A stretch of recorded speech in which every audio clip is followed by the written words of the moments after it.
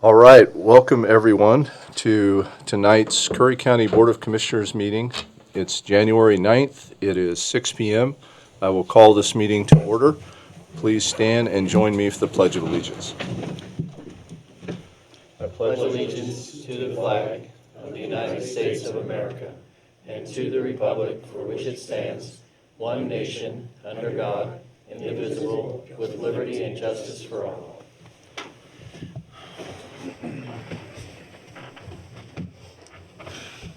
All right, first up tonight is amendment and approval of the agenda, and I have several things on here that are a result of things that have occurred in the last few days. So the first amendment that I have is it's to the consent agenda where I would want to add an item H, and that is the STIF funding for public transit. We need to get that on there. So I would ask to add that as item H. Then the next thing is I want to completely reorganize discussion action items. There's something that I want to address immediately, and that is a financial update from Kina. So I'd like to put that at number A. And then I would propose that we would add an amendment, letter B, and that would be a discussion on the May 25 levy. Then I would propose C would be at Lieutenant Crone's request earlier today, the JMOUD grant. Is that just a discussion, you said? That is a discussion. I guess it could be an action, but that would be under discussion, so that would be letter C. And then we can put D, Property Value Appeals Board, and then E would be discuss and approve meeting schedule, and then the final one would be the transient lodging tax. Be F. And I am reorganizing this because sequentially I think it's important that we have, because the financial update, it affects so many other things, and I think it would make sense, chronological sense, if we took that path. But I'm also open to suggestions, so.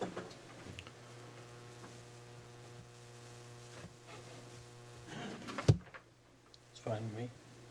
Yeah, good. Good? All right, is there a motion then? I'll move to approve the agenda as amended. I will second. Motion and second, all in favor? Yes. Yes. And yes, motion passes 3-0. Next is election of Board of Commissioners officers, and first I'd like to say welcome aboard, Thank you. Commissioner Hollinger. It's nice to be up here. I'm going to really try not to call you Commissioner-elect Hollinger because I've been doing that for the past 6 months, because you've been actively engaged in everything we're doing, which I really appreciate, and you are definitely hitting the ground running. So, election of Board of Commissioners. I am completely open to making changes and doing whatever this board wants to do. Well, I would nominate you to stay as chair. I will second that motion. That's not much of a discussion. So no further discussion? Are we going to a vote? That's not much of a discussion. Jay, Let's take it to a vote. Jay, you are in line to be sitting here, and you are dressed the part. So, are you? Are you making a motion to? Well, we have a motion and a second, but I'm still in discussion right now. So, Oh, okay. Well, I'm trying to twist your arm as much as I can, and to be, I think a lot of headway has been made in these meetings, and with agenda and prep. And I think that consistency right now is important. We have a lot going on. And, I think a change in meeting, format and chairing is not necessary right now. Okay. That's my take. All valid points. There's a lot going on, and I think we have a united front here with a path that we're looking to continue moving towards and wanting to accomplish. And an interruption in that right now might slow us down a bit.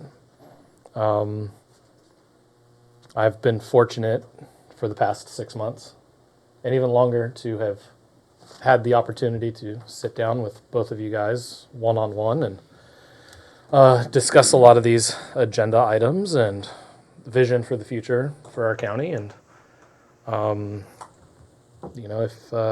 if you're up for being chair, I will volunteer myself, if it's all right with Commissioner Trost, to be vice chair, unless he wants it. Nope. Okay, so that's all I have to discuss. Okay. All right, so regarding the chair, we have a motion and a second. Okay, any further discussion? No. All right, all in favor? Yes. Yes. And yes. All right, motion passes 3-0. I'll move for Patrick to be vice chair. Second that. Motion and a second. All in favor? Yes. Yes. And yes, motion passes 3-0. Patrick is the vice chair. All right, next up is public comments. So a couple things before we get into public comments. I'm going to ask everyone who's making a public comment tonight to please be courteous and professional of staff. And remember that there are people who are watching online. And when you make your public comments, I had a specific complaint last week, which was some of the profanity that was used. So, in fact, there was a mother who was listening to it in her car, and her child heard some of it. So, that's not okay. So, if you're going to make a comment, a public comment, please refrain from using profanity. That's not okay. Now, regarding public comment, I make this disclaimer regularly. This is an opportunity for anyone in the public to step up to the podium and make comments about anything they want. The information that comes from the podium has not been vetted, verified, fact-checked, any of that. So I would simply ask that those who listen, those who watch, have the opportunity to verify what you're hearing before you jump on social media or you apply criticism in any way. Just verify the facts. Or call us. All three of us would be more than willing to meet with everybody and have a discussion about any questions you might have. So, that being said, we will move into public comment. I will remind everyone that they have 3 minutes. We don't trade off time, or it's very clear in our rules here that you may not donate time to others. We're not going to do that. So first up tonight is Andre Bay.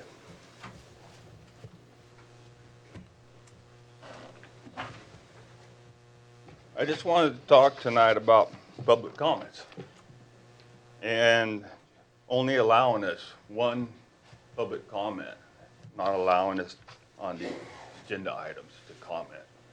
Never seen a meeting ran this way before. It's like you don't want to hear from the public. I had a really good friend when I met when I first moved here. His name's Roy Davis. I know a few of you probably know him. He was port commissioner. And I went to meetings a lot down there. And that's how I learned how meetings should be ran. And if you guys never got to go and watch Roy run a meeting, you're missing out. Roy Davis was the chair for 14 years straight and the commissioner for 14 years straight. So it takes a lot to get elected over and over to be the chair. You guys ain't gonna get elected 14 years.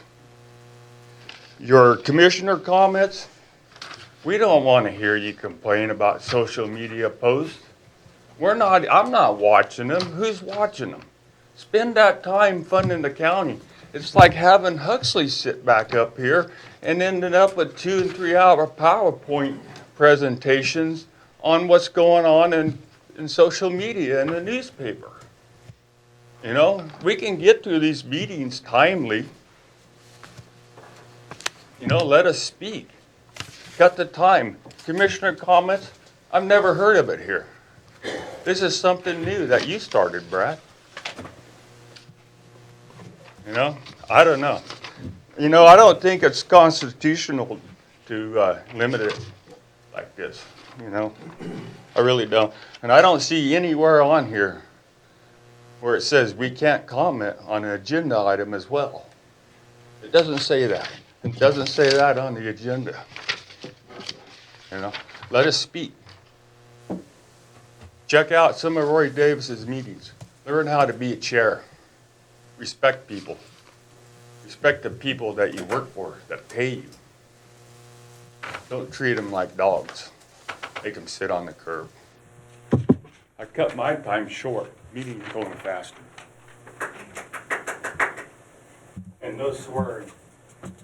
I appreciate you controlling your temper tonight, Andre, and not using profanity. I do appreciate that. Yeah, and the First Amendment protects us from the people that those words offend. So there's that as well. Thank you, Brad. Next up is Michelle Martin.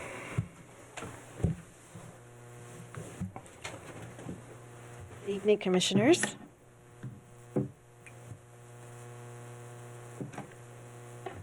I attended the the BOC-DOC meeting yesterday. It was held downstairs in the Annex building. I enjoy going to the BOC-DOC meetings. It's not for the public comments, but the public is encouraged to attend. The reason why I like going to these meetings is because the commissioners bring forward their accomplishments, bring forward their strategies, and their new ideas and goals for the upcoming year. It's a time where they come together and discuss as a team how to better our communities. These meetings are not up for public comment, but I would really like to see more people attend these meetings. And if you guys could put the address or where you're going to be meeting those meetings, because I have no idea. Every time I go, I have to go hunt you up. They're very informative, they're enlightening, and they give you a whole new perspective on our county commissioners. At least it does for me. I would like to say congratulations to Commissioner Patrick Hollinger for his win in the election. I was very encouraged by listening to Commissioner Hollinger speak yesterday at the BOC meeting at DOC. I appreciate his enthusiasm and his willingness to explore new ideas. These are the reasons why I voted for you, Patrick. I wish you luck, and I hope it continues to go forward with your ambition and goals. Thank you. I would like to also say that when I come forward to this podium, that I'm speaking directly for myself as a Curry County citizen for the last 60 years. If I represent a group, I will be sure to announce that group that I am representing, so there is no confusion. Okay? I hope that the new coming year of 2025, that resolutions will be reconciled so that moving forward will be prosperous for our communities.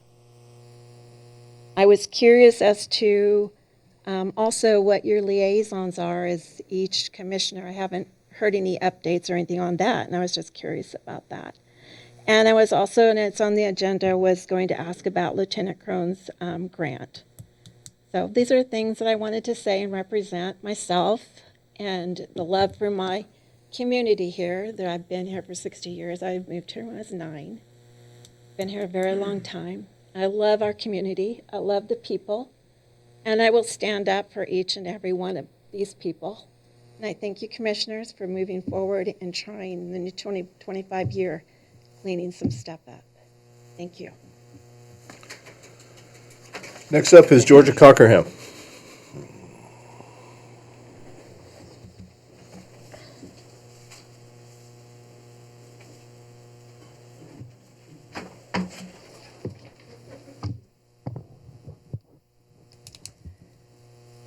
Georgia Cockerham, Brookings. I'm speaking now, as I've done every time I've spoken from this podium during the public comment period, as a Curry County citizen and not for anyone else. I speak up at these meetings not to be confrontational, but to express my concerns to the public, pointing out why they should be alarmed. During the December 19 board meeting, the public listened to our 3 commissioners whine on and on because they did not appreciate how citizens are expressing their displeasure with the manner in which the commissioners conduct business.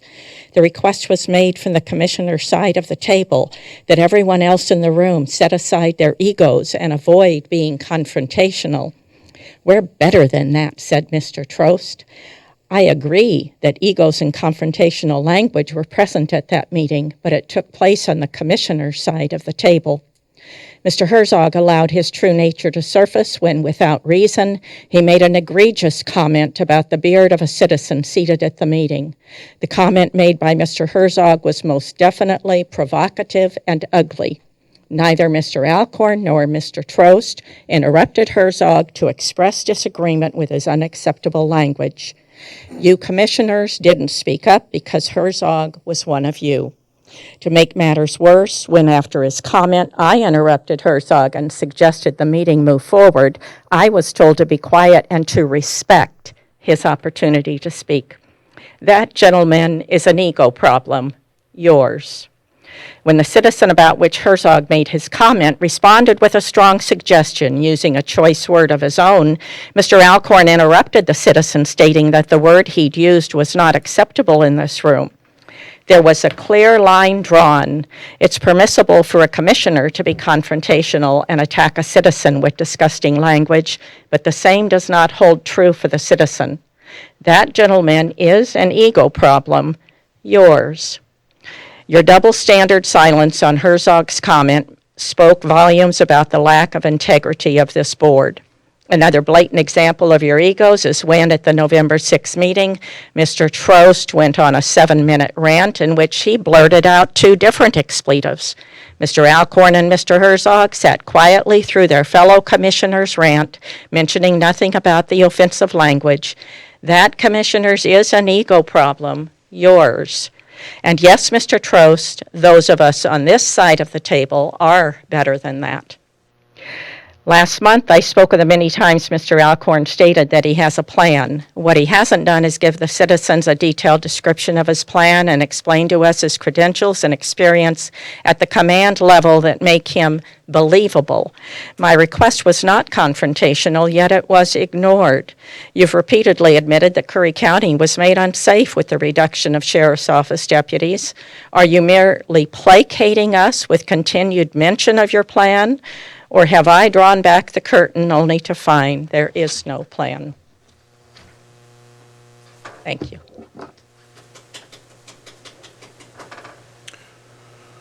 All right, now on to commissioner comments. Commissioner Hollinger.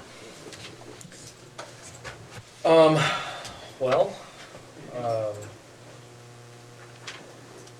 I just had a thing I just kind of wanted to read, just to kind of start. And that was a little speech I wrote. So for those of you who are watching, who may not know, this is my first week here as the newly elected commissioner for Curry County, and my first board meeting. And it was with a lot of support from friends and family, and members from my campaign team that made this all possible. So I just figured I'll read this for everybody. Turn this on. Today is a great day of privilege and responsibility, and I am truly humbled to represent Curry County as your newly elected county commissioner. First and foremost, I want to express my deepest gratitude to all of you who believed in me and supported me throughout my campaign and efforts of further education to ensure the best decisions can be made for the county going forward. To my family, friends, and campaign team, your unwavering support, tireless effort, and faith in my vision made this all possible. To the voters who entrusted me with your confidence, thank you for giving me the privilege to serve you and our great community. I would also like to extend my heartfelt thanks to my fellow commissioners and county colleagues with whom I will have the honor of serving. I have been inspired by your dedication to public service, and I am eager to continue working collaboratively as we address current challenges and positive opportunities ahead. As your commissioner, I pledge to be a voice of advocacy for our county. Whether we agree on every issue or not, my commitment is to listen, learn, and lead with integrity, transparency, and accountability. I believe that strength lies in unity and cooperation, and together we can tackle the tough issues that face us every day. My focus will be on finding practical solutions that uplift our community and that make logical sense so that we can deliver positive change throughout our county. Let us address each day with optimism and hopefulness. That's what I hope to bring every day here, even when times are at their most challenging. So together, we can make Curry County not only a better place to live, but have our county be a positive example for opportunity, prosperity, and as an inspiration for others to follow for generations to come. Thank you once again for this incredible opportunity.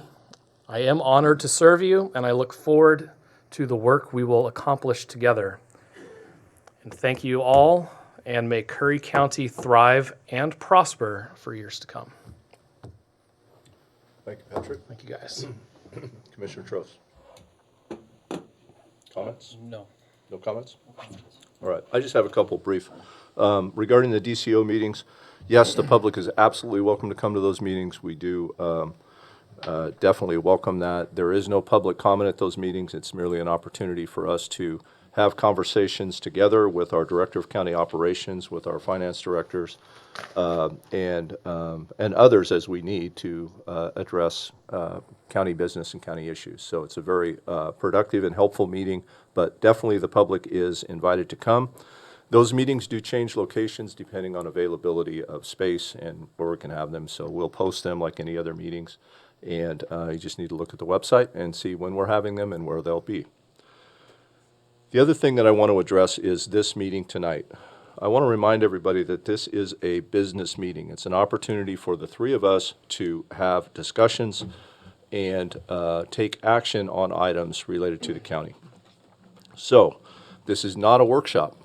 And what happens in these meetings is we will start to discuss a topic.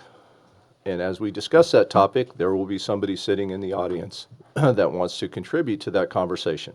They'll raise their hand or they'll demand an opportunity to speak.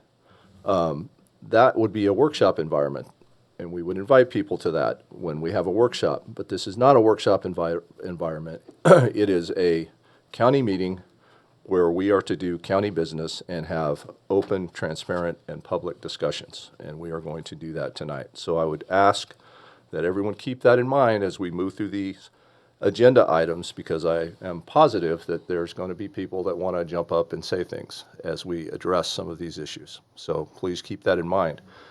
You can always reach out to any of us at any time and come and meet with us, and we would love to talk to you. All right, that's all I have in my comments, and we will move the meeting forward to consent agenda. I'll move to approve the consent agenda as amended. And I will second. All right, motion and a second. All in favor? Yes. And yes, motion passes 3-0. All right, now into discussion action items. The first up, and I wanted to have this first up because this is a critical thing that we have come to learn. I want to share this information with the public, and I want to make sure that we are being as transparent as we can about this information. This is the financial update from Kina. She has discovered some things that have occurred, and I want to discuss where we stand with it. So, Kina? I'm going to ask Treasurer Nick Yeah, to come up to the yeah, if you can come to the podium, Nick. podium as well. And I should have mentioned that we do have two other elected officials here this evening. Shelley is here from the clerk's office, and Nick is here from the treasurer's office. I did ask Nick to come tonight because this information that we learned, it does affect the treasurer's office, and I wanted to include him in that conversation. So, Jace, you may need your microphone if you want to slide that over a little bit. That's as far as Yeah, it goes. Okay. That's It normally works pretty good. All right. On December 30th of 2024, I received a call and an email from our treasurer in regards to an email that he received from the United States Department of Treasury. The email states that we were given $4.4 million, a little over $4.4 million of American Rescue Plan dollars, which is the ARP dollars from COVID. Also known as the state and local recovery or fiscal recovery funds. This was something, these particular funds were in the beneficiary of our prior treasurer. Nick and I, prior to the prior treasurer leaving, were told that these funds were accounted for. There's reporting information that needed to take place, and that these funds were accounted for and these funds were spent down. In this email that was received, it says that we had a reporting obligation of reporting the spend down of the full $4.4 million. And it says that they had only received reporting of $1,734,964.84, which left $2,717,947.16 of unobligated dollars that we would need to return by the next day if we did not account for these dollars. Correct me if I'm wrong on anything, Nick? I have an email right here. Okay. Yeah. So I'm gonna ask you to pause for just a Okay. second. For the public that's listening and those who are here, explain, if you could, both the process, right? So this check comes in, and then what happens? How does this get, once that money gets here, right? And I realize we're talking about historical information. This isn't under our current procedures, right? Because we've made a lot of changes with those. But when this money came in, what happened? What should have happened, and what happened? So the money comes in ACH, so direct deposit. There's two deposits. When they're received, there's a line item, general ledger number that they need to be received and put into. It's most of my job is putting funds and where they go to. Okay. As far as when I found this out, I questioned the Treasury because I thought it was all spent. I actually got a personal email back from them stating that this is accurate. As far as what I could find, I found the two deposits, but I only found one entry. So, I mean, without going further in detail, because we have such less time, I only found one entry of it being processed, if you will. Put into our financial system. Exactly. So apparently, there were two separate deposits of equal amounts that came in, and we're talking, this goes back to 2021, 2022. Right. Neither of This you were is- here then. Oh, no, this is way back when time. Years, None of us were here. Right. yeah, and this was closed, these are closed years and such. So, so there were two equal deposits of a little over $2.2 million apiece. And I was under the impression, Nick was under the impression that these were spent down.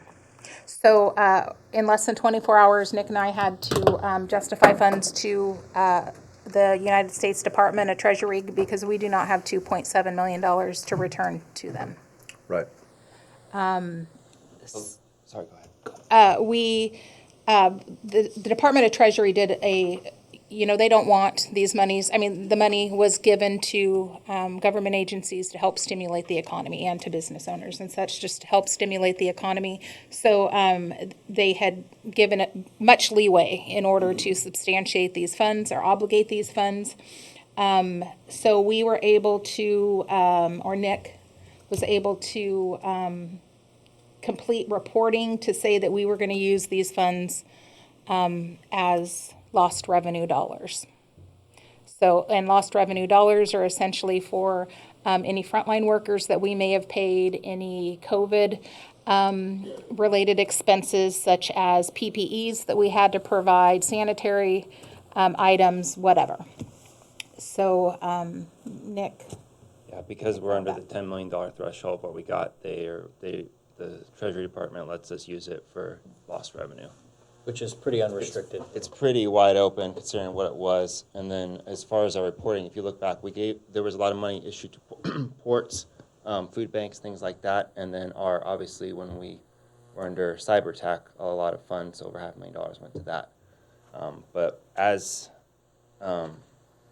they become relaxed about it, so we're not the only county who had excess funds, but as far as this amount, I didn't believe it at first, so it was kind of a shock. so what we're at the state of doing now is we have to go back to 2021. Nick and I are working from 2021 forward to try to figure out. We know at some point, we know by the Department of Treasury and by looking way back, Nick was able to identify that we did physically receive these funds. So now we have to figure out why they didn't get recorded. Or even if we did spend them and they If we did spend them, did we code them? So we really have to unravel this from 2021 to current on these dollars because we were under the impression they were all spent. However, the documentation that was provided to the Department of Treasury does not indicate so. We've got to figure this out. And this is what I saw you doing earlier today, which was going literally line by line. Yes. I literally am going line by line because could have spent it. we can't, it's not transparent as where that money is right now. But isn't there, I mean, when I got here, we were in the process of they would award ARP money. In fact, I recall they were the commission was trying to buy all new cars for pretty much everybody in the county.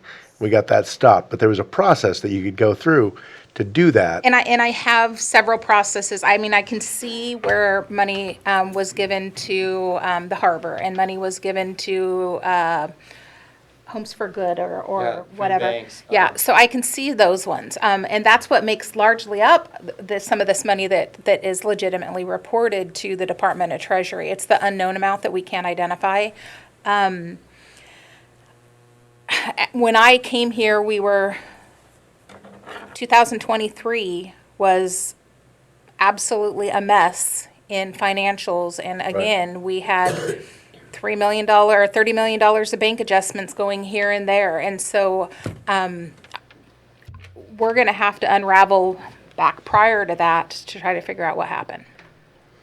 We may have money, we may not have money. That's the thing. We just need to identify from the moment it came in the door, what happened to it, if we spent it anywhere, and unravel it.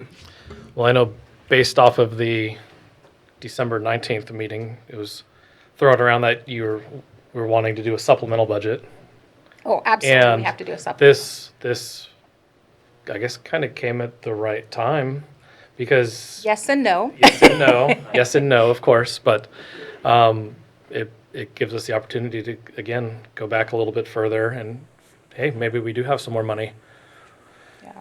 And So we may have to open up closed ears with our auditors to, if we've got misstatements. There's a lot involved, but yes, we do have to figure out what happened to that money when it came into the county. Because we have record of It it was hitting our just bank. We just don't never have it put in our recorded. s- It was We never don't put have in it our system. recorded, and we can't figure out that portion of it. What year was that? 21. Very beginning of 22 is when 22. it came. It was for 21's deposits. So,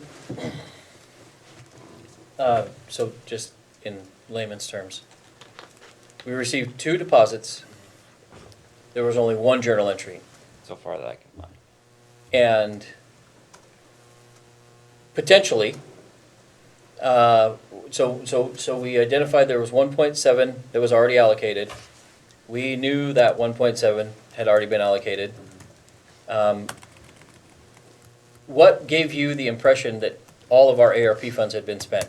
Well, the report that I just, the 2024 report, it said there was 0 obligated dollars. And from under the impression, I thought that all the funds were, we were told the funds were. You were told by who?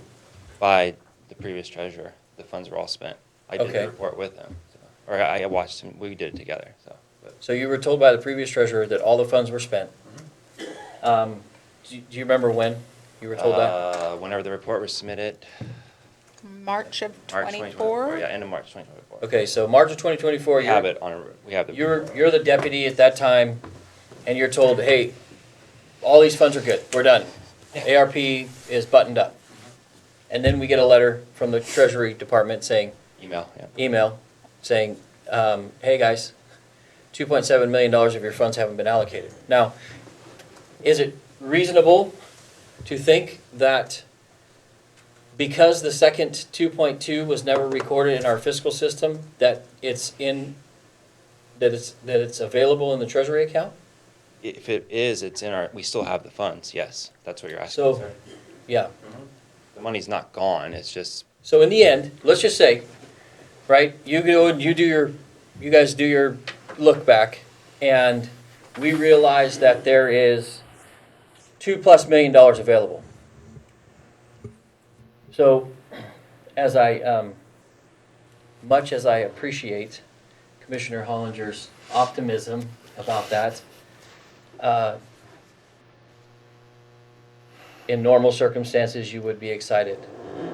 This, on the other hand, is a gut punch, because we went through budget hell under the assumption that we did not have any of these monies, because that's what we were told.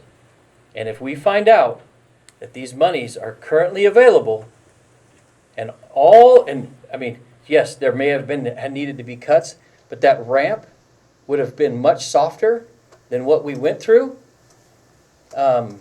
That's not even explainable. That's not even like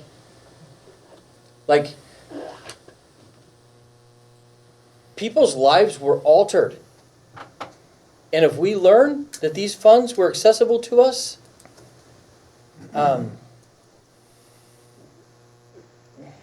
we have to address that. Agree, And agree. and And I'm going to interrupt you for a second because we had this conversation yesterday when I started losing my cool a little bit, which was, this is not directed at you, Nick. Oh, I know, This it's is not. not, I just- this is a mistake, this is a mistake that was made by somebody else. And it's definitely not directed at Keena either. This is a mistake that was made by someone else. And it's it's a mistake that has affected a lot of people's lives. So there's a lot of passion involved in that from us. So again, not directed at you. oh, I understand. I would like to recommend that if there is funds available after you continue digging into it, that we allocate some of that funding specifically to do a forensic audit and performance audit of all county departments. well, starting with the Treasury. Yep. I mean, but that's going to be a budget committee discussion Yeah. during Yep. supplementals.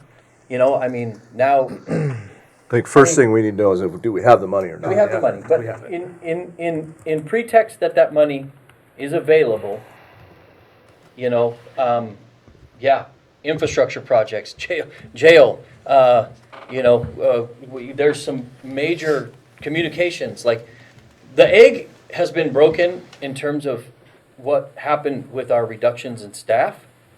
I can't, coming back to work 1 year of funds is not really going to be, real avenue. We'll cross that threshold when we find out more information. I'm sorry, I'm going further than the information that we actually have, that we know.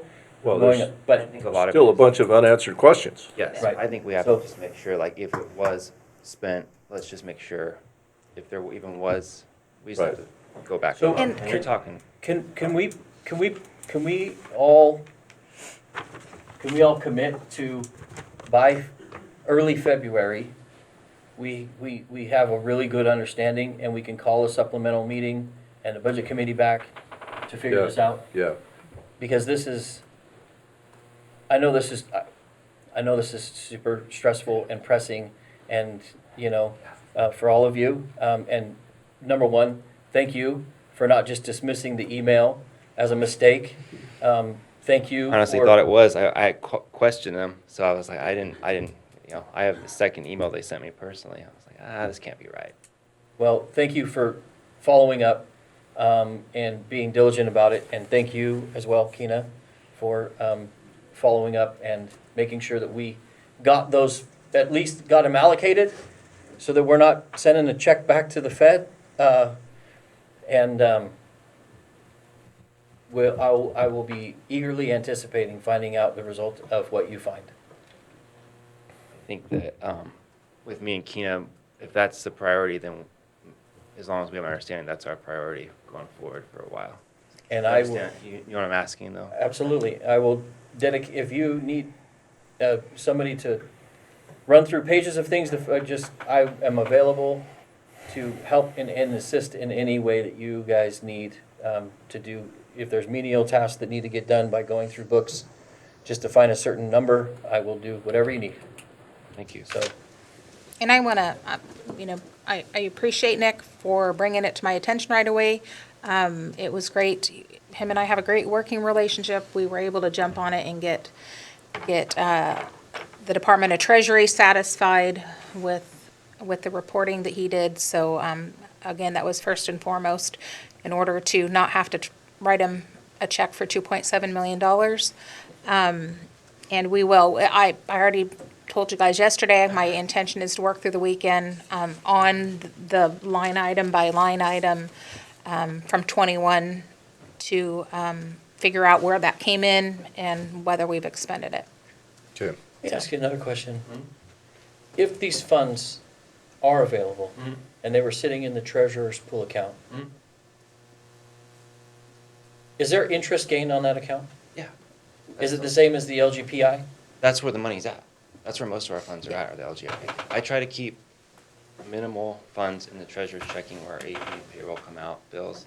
I try to keep most of it in the LGIP account because of the interest we're earning on it. Okay, all And right. I don't know if you saw, like, last month, the highest amount we've gotten in a while, usually it's in the 50s, but it was in the 60s last month. I try to, it's like my daily focus, to make sure we have enough to cover our expenses, but we have most of it sitting in there. Okay. Plus, it's not accessible as far as, because of the cyber hack, we have to be extra careful about where we keep things.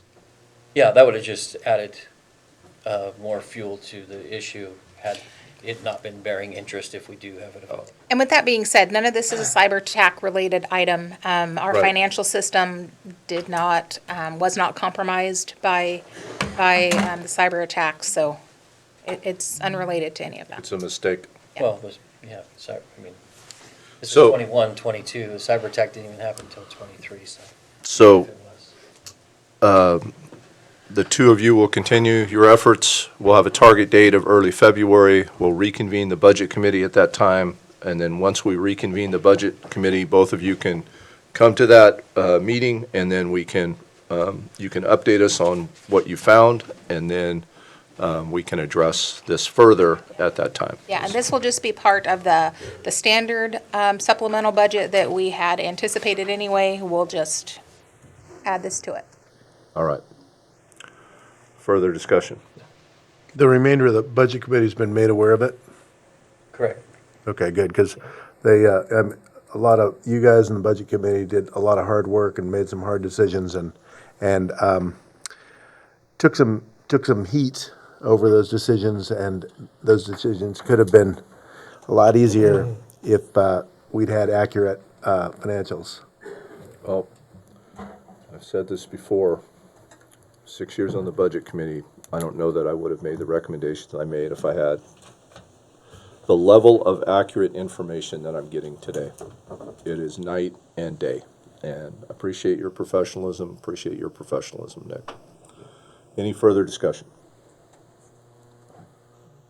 No? All right, we're going to move forward then. And, yeah, thank you, Nick. I know you had to shift some things around personally to get here tonight, so thank you for that. So next up is the discussion on the May 2025 levy. Now, we did submit the document to the clerk, and then subsequent to that, early this week, we received an email from George Cockerham, who was upset about the language in that, and was asking for clarification on that, and her email was very detailed. And that needs to be discussed. So, Jay, do you want to start on that? So the issue at hand is that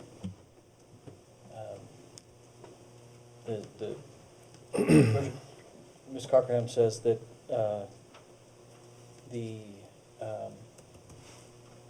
the statement of in the 805, the statement of annually unused funds shall be restricted to fund levy provided personnel.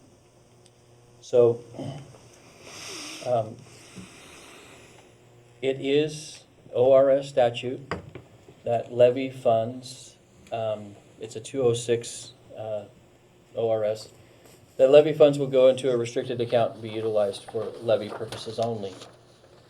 One area that we learned with the Department of Revenue is that when a levy expires, unused funds essentially can be go into the general fund after the levy expires. And what this provision does is ensures that those funds continue to provide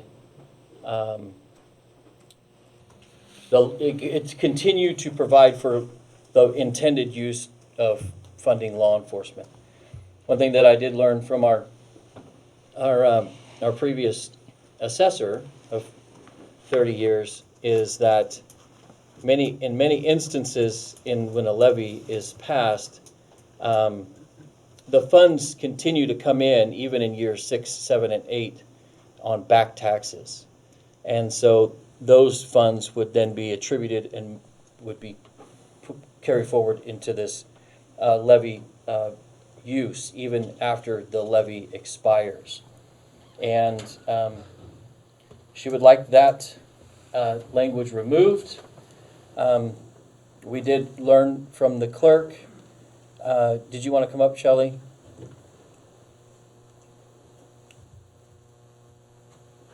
So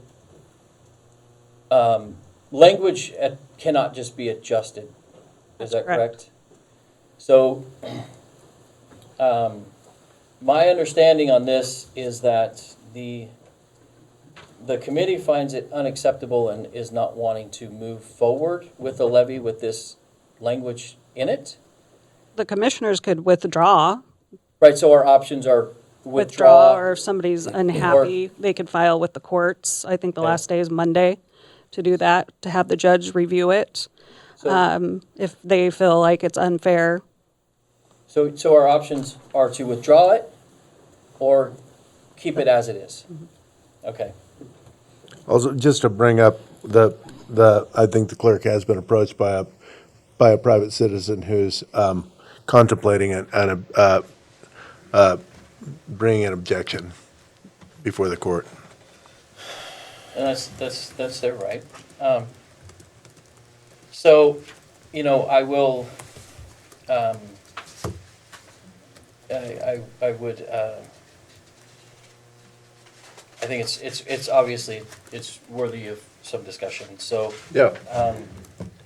Well, that's why I wanted to put that on here. And I also want to clarify that any discussion we have about this levy needs to be held in a public format. It needs to be held in front of the people.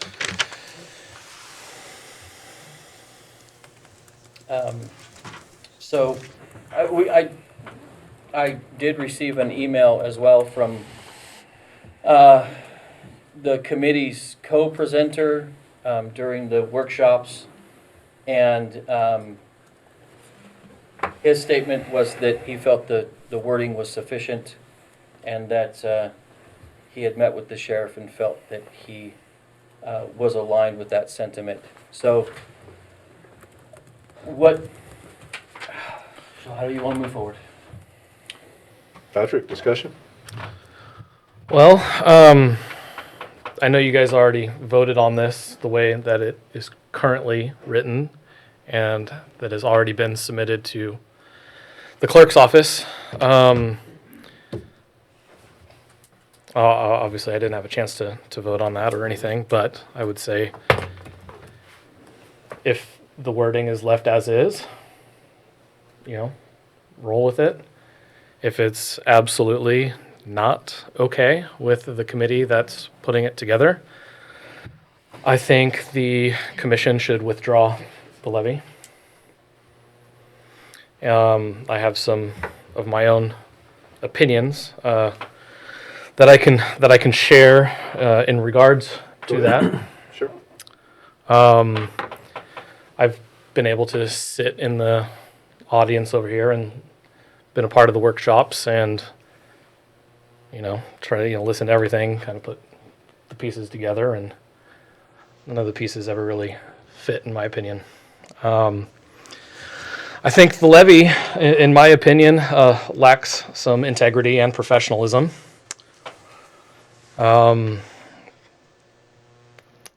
The Citizens Committee that has been the one putting this together, in my opinion, has been honestly just assuming that this is what is needed. However, no one is 100% sure of what is actually needed due to the fact that the BOC cannot obtain the necessary statistics and data from the sheriff in order to ensure the voting public that they would be voting for the best funding solution. And again, I'll state this is why I asked over several times that we need to do the audit and we need to do a performance audit. It's crucial in order to be transparent with the public on where money is needed and how much money is needed. Without the cooperation from our sheriff and without the necessary statistics and data needed to formulate a proper funding solution, I think the BOC is unable to exhaust all other avenues for funding. The public has requested from the BOC that all avenues to be explored first before initiating another levy to increase property taxes. And again, it's my reasoning for auditing. Not only that, but I personally lack confidence in the leadership of the sheriff's office at this time. Time and again, the sheriff has not complied or cooperated with ORS statutes, our county policies, and does not comply with items as simple as basic statistical records, agency contract oversight, financial records, or presenting us with schedules or time cards so that we can do the research that we need to be able to track funding appropriately. So how can I, in good faith, ask the citizens of our county to support a levy to increase their taxes when I myself, at this time, cannot support it?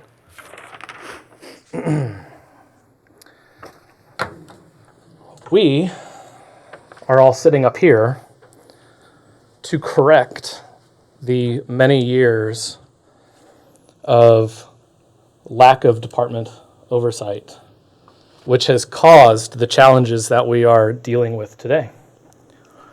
We made a commitment to our constituents to end past practices that have failed the county so miserably. So, in moving forward with this levy, that would be the equivalent to agreeing that we should just continue past practice and run the county the same way it has always been run, and that is without oversight, accountability, or transparency. This also come to my attention, and this bothers me, that many of the citizens in this committee that is formulating the levy are initiating a recall effort of the BOC, me included. I honestly find that a bit baffling that the group that is initiating this levy is calling for unity, but several of them are the ones that are provoking and initiating the continued division within our county. I honestly feel that this group is being intentionally misled and not being given the proper information from the entity that they are trying to support. I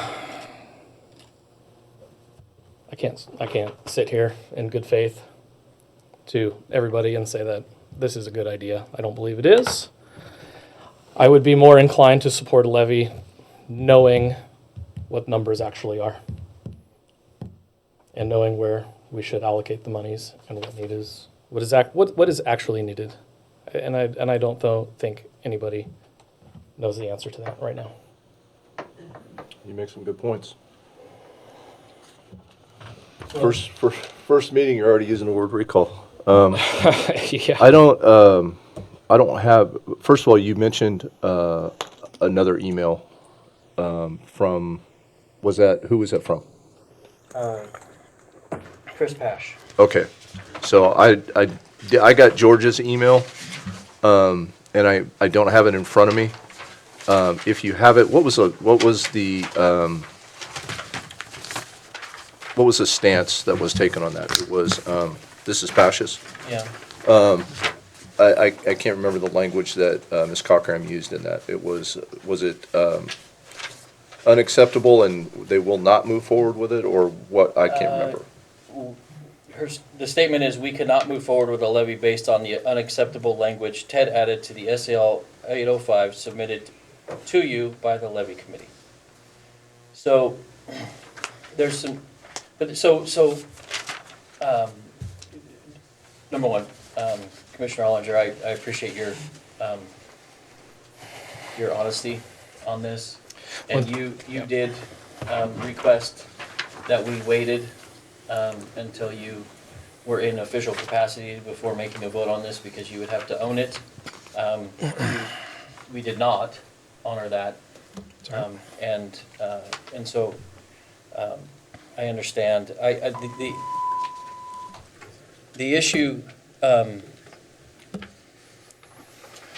however, I don't want to essentially be drastic either, because it's inferred that the committee will not support this. However, one of the co-presenters of it and committee member is saying that the wording is sufficient, and after a conversation he had with the sheriff, he feels it is as well. Hopefully we can move forward. So I don't want to, I don't want to disparage that as well. So it is something we've already put to the clerk. The clerk's already had it certified. Yeah, it's already gone to the paper for publication. Yeah. So, I feel that I think that the wording supports the levy's intentions and also makes it clear to the voters what will be used with funds. Unused funds will be used for future levy intended purposes. It adds a level of transparency. The Department of Revenue also agreed with that statement as well. So I support the language because the language is supporting the levy's intentions and identifying to the voters what will be used, what will happen with unused funds. They will be used, carry forward towards levy purposes, even after the levy expires. And, council, was that the intention of the language? Yeah, the intentional language, and I would like to remind everybody that I read the language aloud to the commission and the public on December 19th. You voted on that language, and then I submitted copies of that language, forwarded it to the committee members by email on December 20th. So it is pretty surprising, or not, to be hearing about it now that it's a problem. The language I wrote to clarify the intentions of, to make sure that the taxpayers knew that this money that was going for law enforcement personnel solely, and it would continue on for that, because as it rolled over every year, if you recall, the beginning, when this issue was brought forth by the committee, when Keena Wolf reviewed it, she had problems with the money funding all of the positions over the 5-year period, and then we were told that, well, they weren't actually planning on fully staffing in the first couple of years, and so we should have guessed that. And so I wanted to make sure that the money that was allocated for personnel in those first couple of years, that then later funded personnel in the following years, that money continues coming in, after the 5-year period and until it's all expended or all collected. I wanted to make sure that money was restricted to the use that the voters are intending it for. And Keena, you talked to some people at the state about this. I did. Tell us about that. So I reached out to the Oregon Department of Revenue,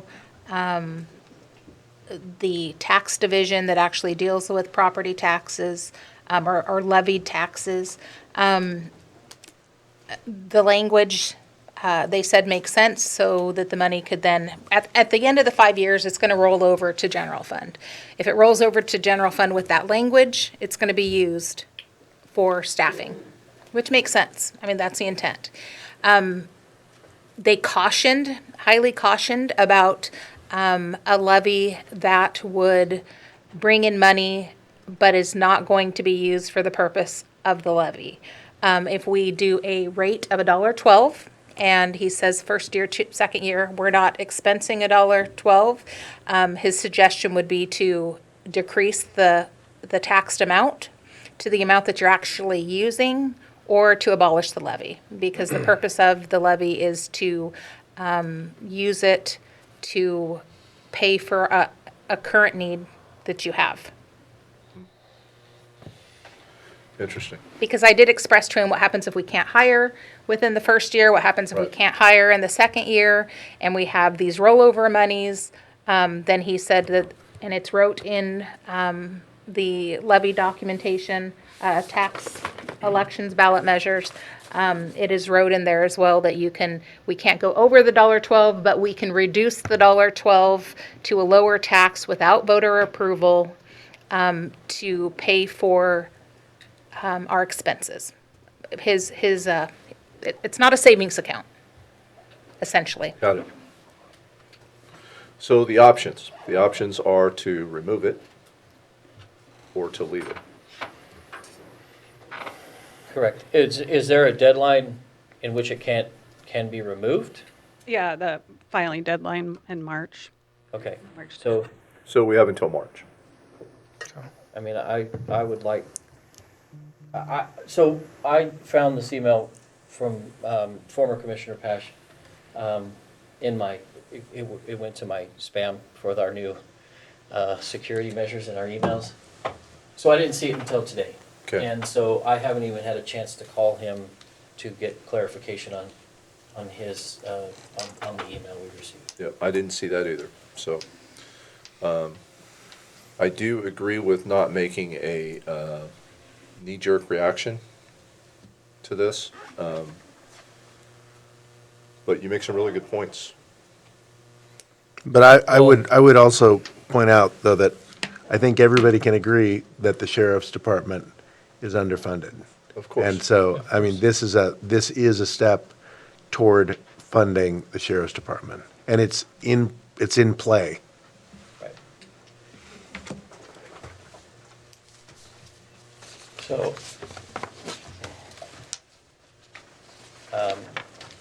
I would really prefer to have a conversation with Sheriff Ward. That would be great. And we'll attempt to reach out to Commissioner Pash, former Commissioner Pash, and seek clarification on his stance. You guys voted on it last meeting, so Yeah. it's Why don't kinda we, take your lead on it. why don't we revisit this after we've had an opportunity to hear from what former Commissioner Pash has to say, and give the sheriff an opportunity to come and talk to us about it. Okay. Can we agree on that? Yeah, of course. All right, so we can table this then. Yes? I wouldn't table it because it needs a motion to be reopened. Yeah, correct. Not tabling it, but we will revisit it Okay. after we have learned more information. Okay. Okay?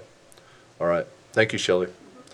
I do want to also just update everybody now that our internet is down. I've just been told that. So this is usually when the social media crowd says that we are hiding something, but we're not. The internet just went down again. So unfortunately, that is what we have to deal with here. So hopefully it will come back up, but for now, the internet's down. Connected to the router. All right. Yeah, that just. So now we are going to move forward to, excuse me, number C, the JMOUD grant. Oh. Interesting. What's that? Keena's showing she has. Yeah, Natasha said it's down. No, I have it. Yeah, it may be just related, Oh. that may be down on that system. Thank you.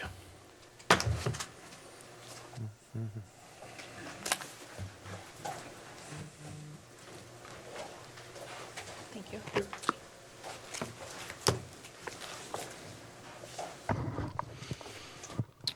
First of all, I want to say thank you, Commissioner Alcorn, for adding this item to the meeting tonight. I appreciate the opportunity to come to the board and discuss this matter. If you would allow, I would like to offer my assistance and honestly my awe regarding the ARP fund issue. In 2021 being jail commander adjacent, I'm aware that the jail used quite a bit of ARP funding for janitorial things and things like that. If it helps you, Keena, I can reach out to our vendors to get some of the historical data from them to help you with your process. I will let you know. I Yeah, don't even please know do. what I don't know right now. If you don't mind, because I was trying to keep notes as you read the numbers, would you repeat what was reported already? Sorry. Let me see if I can pull it back up real quick. This 1.7 was allocated. Okay. So 500. Yeah, I know we used a lot of it in janitorial, so if that wasn't reported, I can get you whatever you need, or I can do my best. Okay. The ransomware attack took out a lot of our stuff, but I can reach out. What I handed the four of you is a carbon copy of my JMOUD grant binder, so you have everything that I have. With the exception of a couple of tabs that I have created for the purpose of reporting this grant. I have a claims tab in here, so every claim regarding this grant, not only will it go through finance to be processed, but it also will go into this binder as a backup, as a fail-safe. I also have a reporting tab, so every quarter, in accordance with this grant, needs to be reported to the CJC in the state, and that's where that document in my office will live if the grant moves forward. Some historical information regarding this grant. Back in January of 2023, at a jail command conference, we were notified that Representative Pam Marsh from Medford was looking to add a provision into House Bill 4002 to allocate $10 million of one-time grant money to help support the jails specifically, build up their MOUD programs and their MAT programs. For those that don't know, MOUD, medications for opioid use disorder, MAT, medication-assisted treatment. During that conference, the jail commanders, I was appointed and allocated as the rural and frontier jail commander to make sure we got a fair shake at this, and Portland and Salem didn't get $10 million, and we got nothing. As the discussions went out, this was a formula-based grant, and it was allocated based on what the needs of your community are. And Jeremy, when was this, that this was being discussed? What year? 2023. 23? Okay. 2 years ago now is when Okay. it began. We discussed this. We went through all the meetings. This went before the legislature last legislative season in 23 to be added to House Bill 4002. And successfully it was. Senator David Brock Smith and Representative Court Boyce all co-signed on it. And they were pretty excited to have this money coming into Curry County.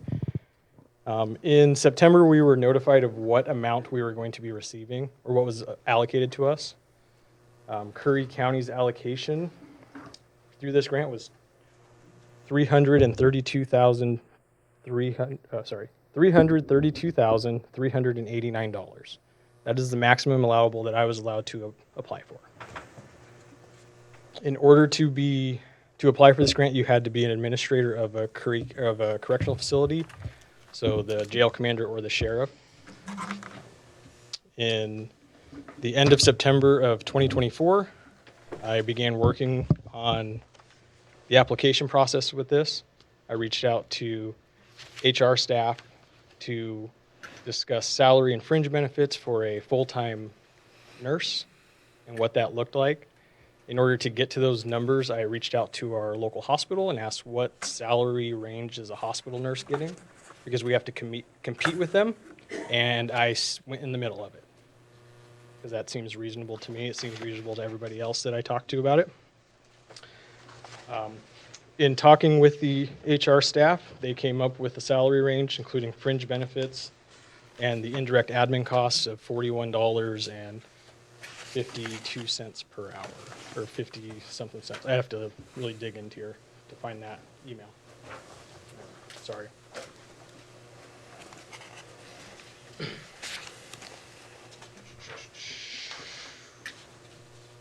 $41.65 per hour. This grant is, as I've discussed several times, this grant will expire in September 31st of 2025. So we have to expend all of these funds between. The grant is retroactive to October 1st of 2024. So had we spent any money regarding this grant, we could apply those funds to it. Jeremy, my understanding of this grant, and correct me if I'm wrong, Absolutely. this is a grant that we, first of all, we have to pay the money. We pay the money up front, and then we get reimbursed. That is only for the stuff from October 1st of 24 until the day we get the first allocation. The first allocation, I spoke with CJC, the Criminal Justice Commission. They're expecting to submit the first allocation of the funds to the counties on January 25th. So the last week of January, all the counties are going to have their first allocation in their accounts. That is what I was told yesterday. And that first allocation is $160,000. So you don't have to bill? We do not have to bill. This grant, so in order to receive this grant, I had to submit essentially a shopping list. That's what it is. I had to account for everything that I was planning to use this grant for. And just for the record, for the personnel portion of this grant was to pay $4,950 for our medical director's salary because she oversees the department for our jail.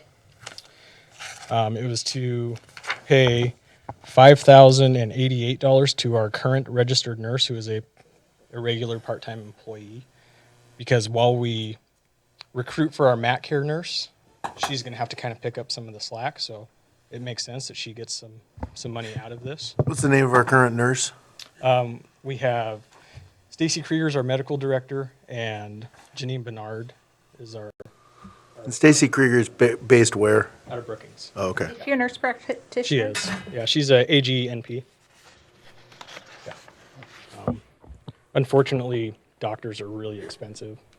So we used to contract, or we used to have an ER doctor.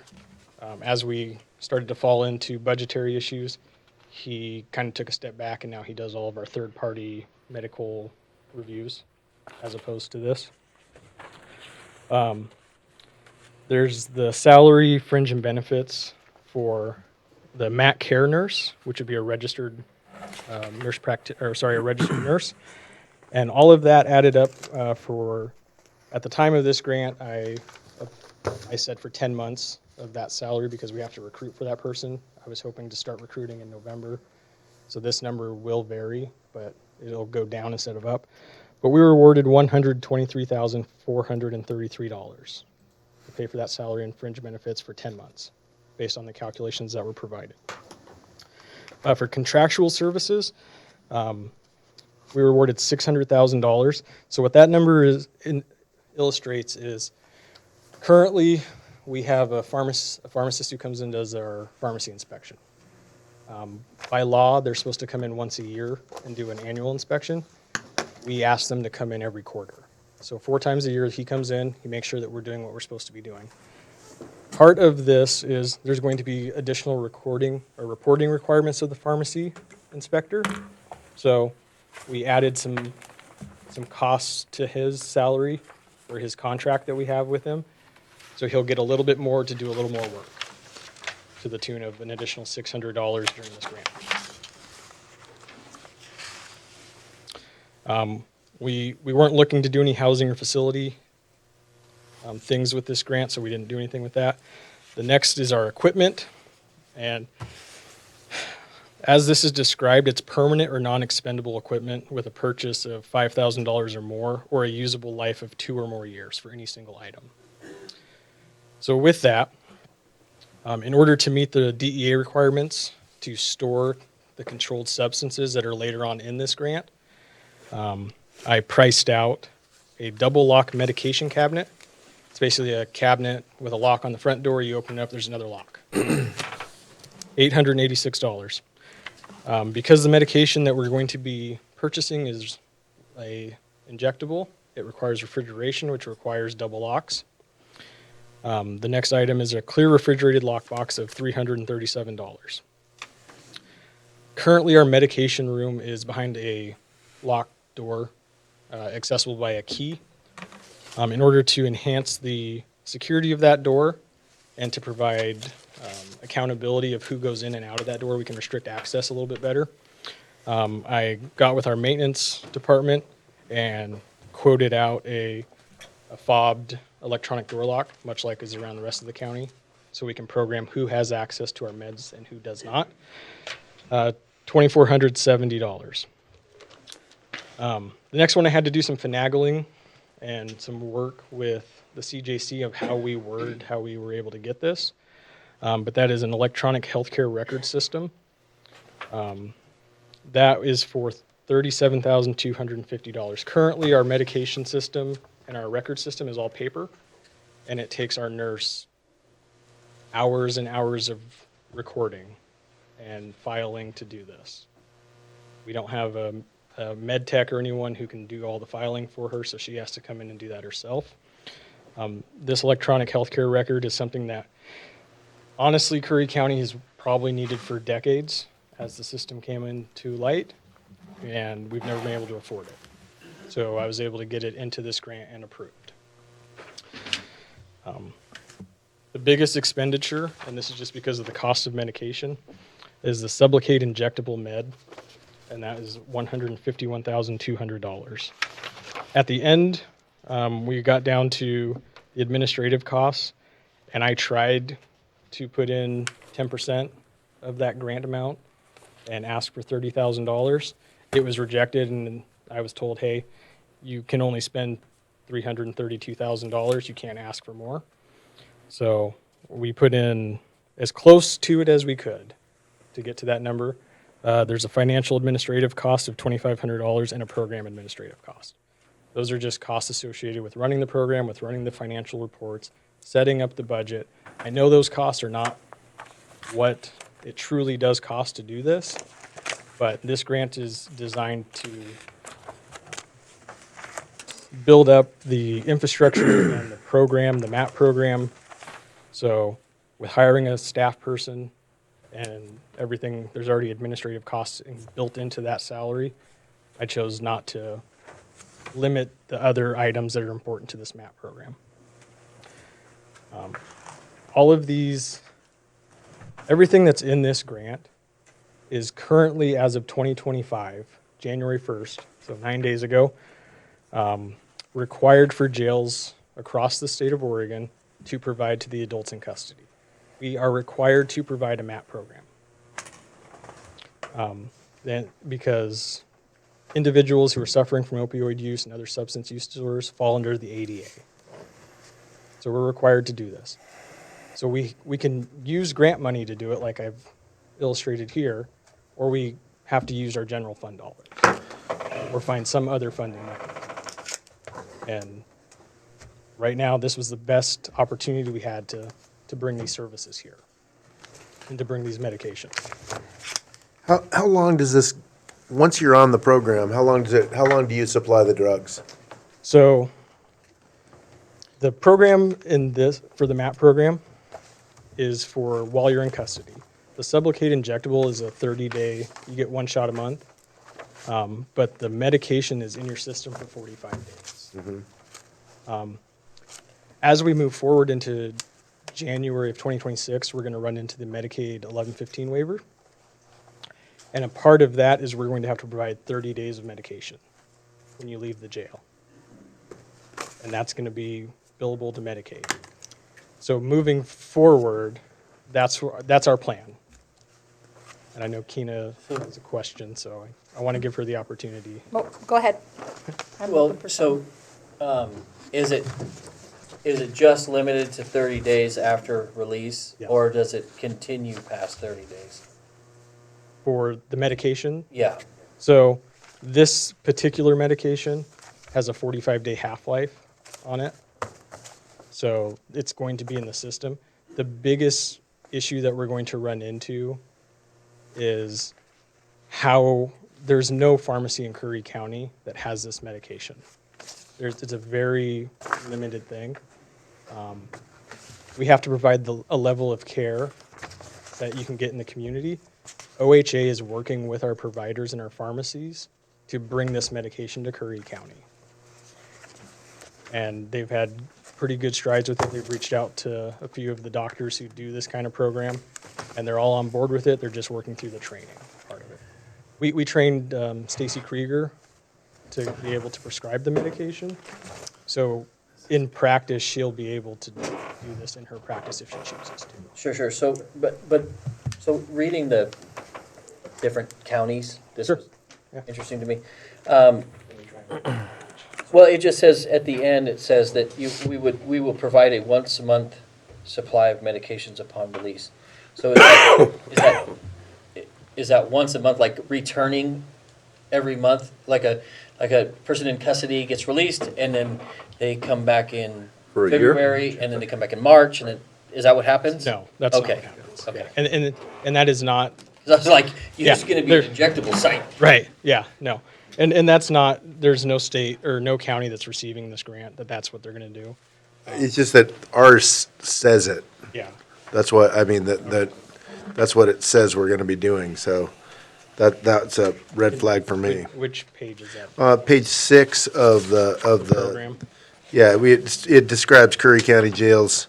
It says grant funds will be used to expand the current treatment steps to prescribe and administer a once-a-month injectable, offer telehealth, MOUD counseling and SUD treatment, and provide a once-month supply of medications upon release. Because that sounds like you're a dispensary or a methadone clinic or something.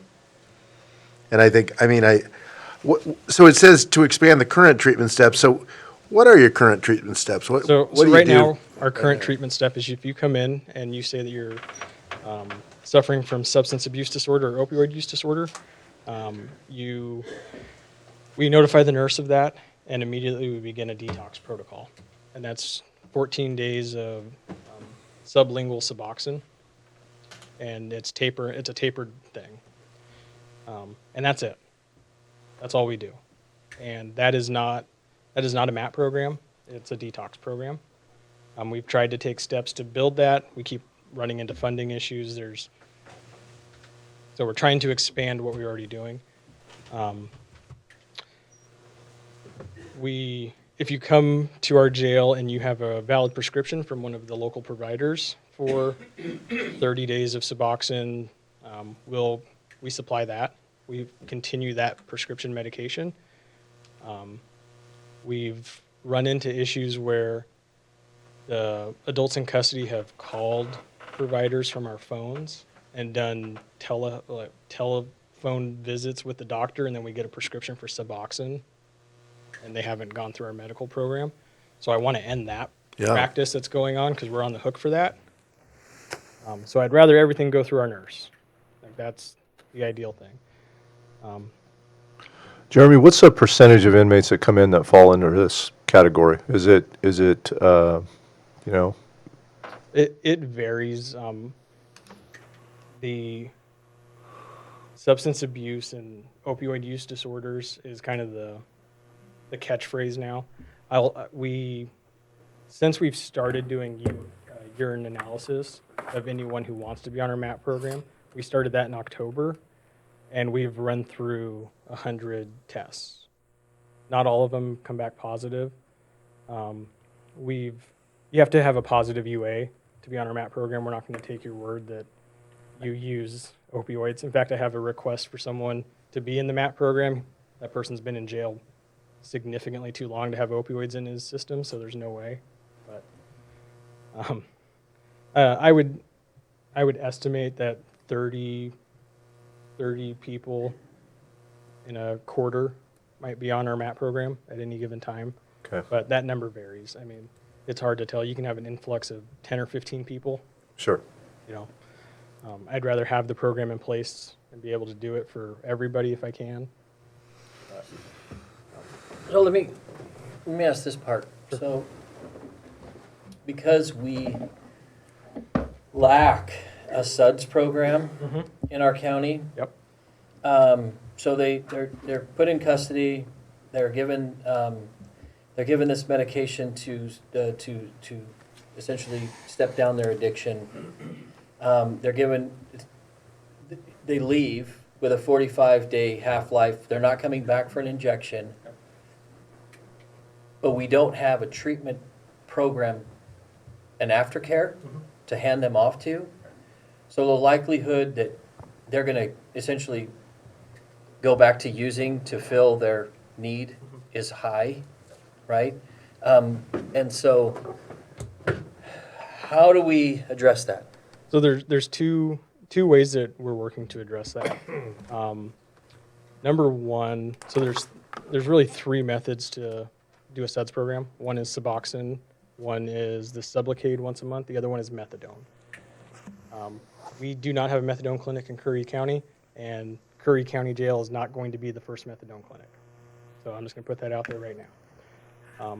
But in talking with Dr. Hoover, who works at OHSU, he's like the guru for this stuff, very knowledgeable.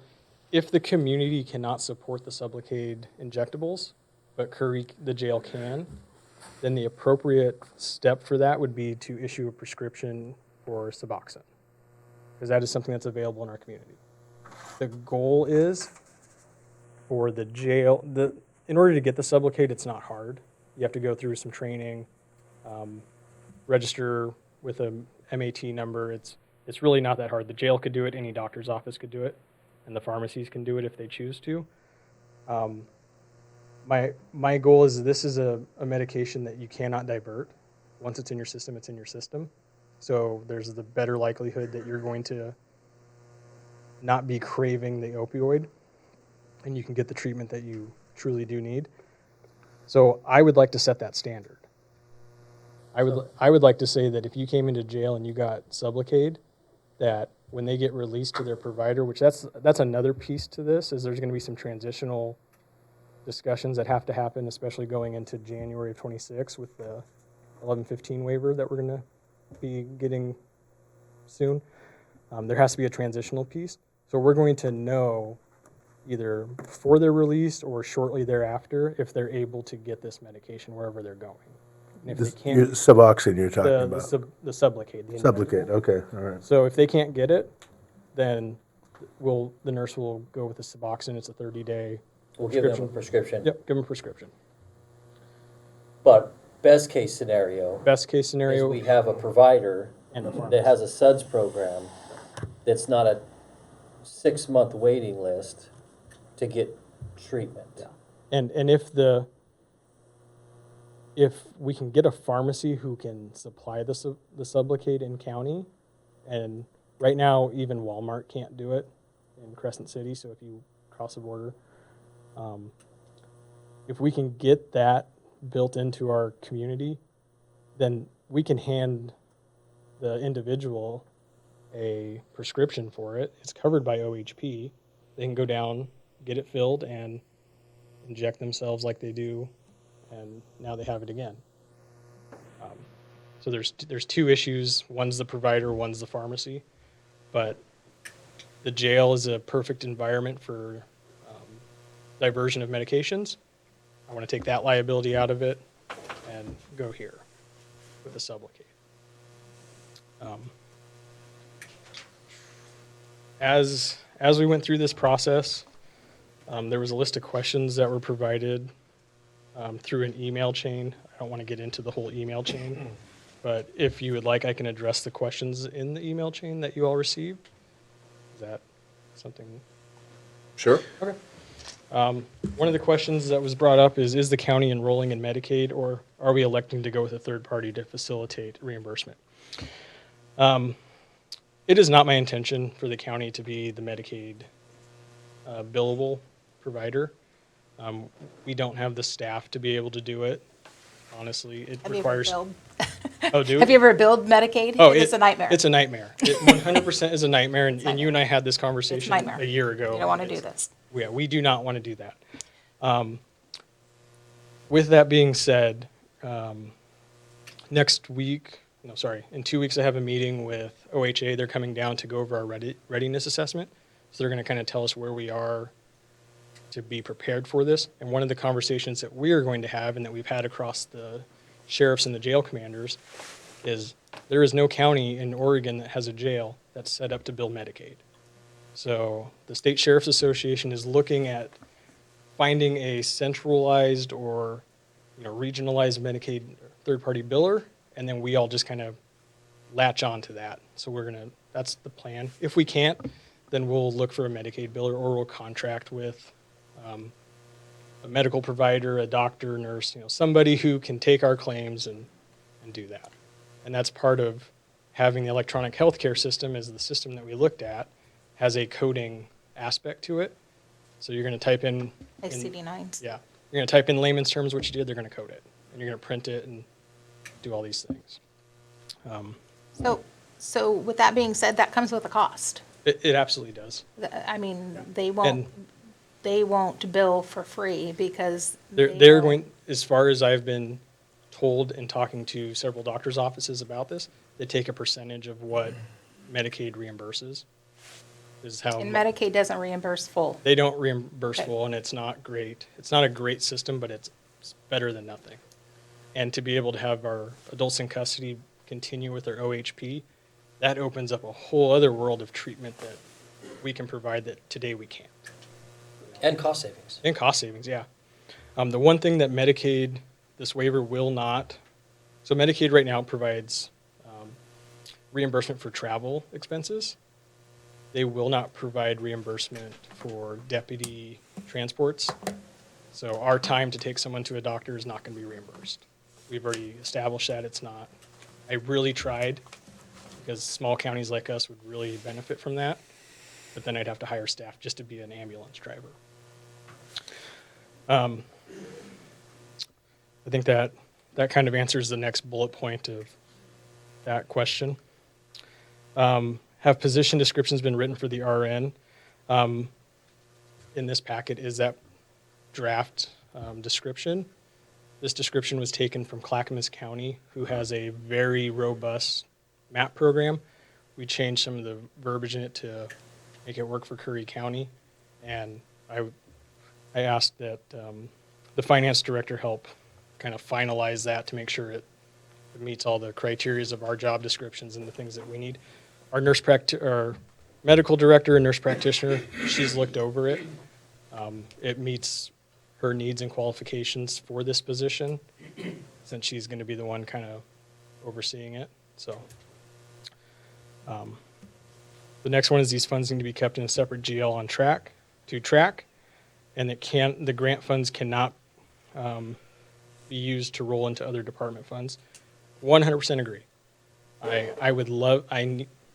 For this purpose, I need a separate restricted budget. And I would ask that that be established so we can properly track these numbers. And so, we're following what we're supposed to be doing with this grant. And that's something that I can't do, and I would ask that finance be able to do that. Will we receive copies of all documents required in the reporting information? Absolutely. Every claim that gets processed out of this grant goes through several steps of review. The first one starts with, I look at the claim and I make sure that the GL number is where I want it to go, and I initial it. That claim then goes to the sheriff, who also reviews it. It then goes to finance after we scan it into our system and I make a copy of it for my binder. It will go to finance, where finance will also review it. And as I understand our finance claims reporting, after the finance department reviews it, it goes to a commissioner or their liaison, which I believe is director of operations. If that's wrong, then please tell me. No, that's right for claims, but what about other items, other required informations? Invoices, canceled checks, payroll records, we can get all that. Instruments used, agreements, other supporting records. What if we asked for all that information to substantiate the claim? Because ultimately, you're not on the hook for this grant. The commissioners are on the hook, and I am for reporting a grant. So what about other documentation? So voided checks, we don't write checks? No, well, we do Yeah, for you, yeah. but besides that portion, other required documentation. If we say, hey, we need X, Y, and Z, are we gonna get it? What other documentation would you expect to, So, or ask for in relation to this grant, where it's going to be items purchased, it's going to be the nurse prescribed a medication, we ordered the medication. We're not gonna agreements between your nurse practitioner, your director, whatever, because those are items that we need to carry insurance on when you go into injectables. So our nurse practitioner, our RN, and the mat nurse are all county employees. I got something too that I'm thumbing through this contract, and here's one big red flag for me is it would be under H, number 2, sub-agreement indemnity insurance. That's, We are fully liable as the county for the negligence of everybody involved in this program. you're right. Everybody involved in this program is currently a county employee or would be a county employee. But once we step up to administering and Calling for an outsourcing inspection.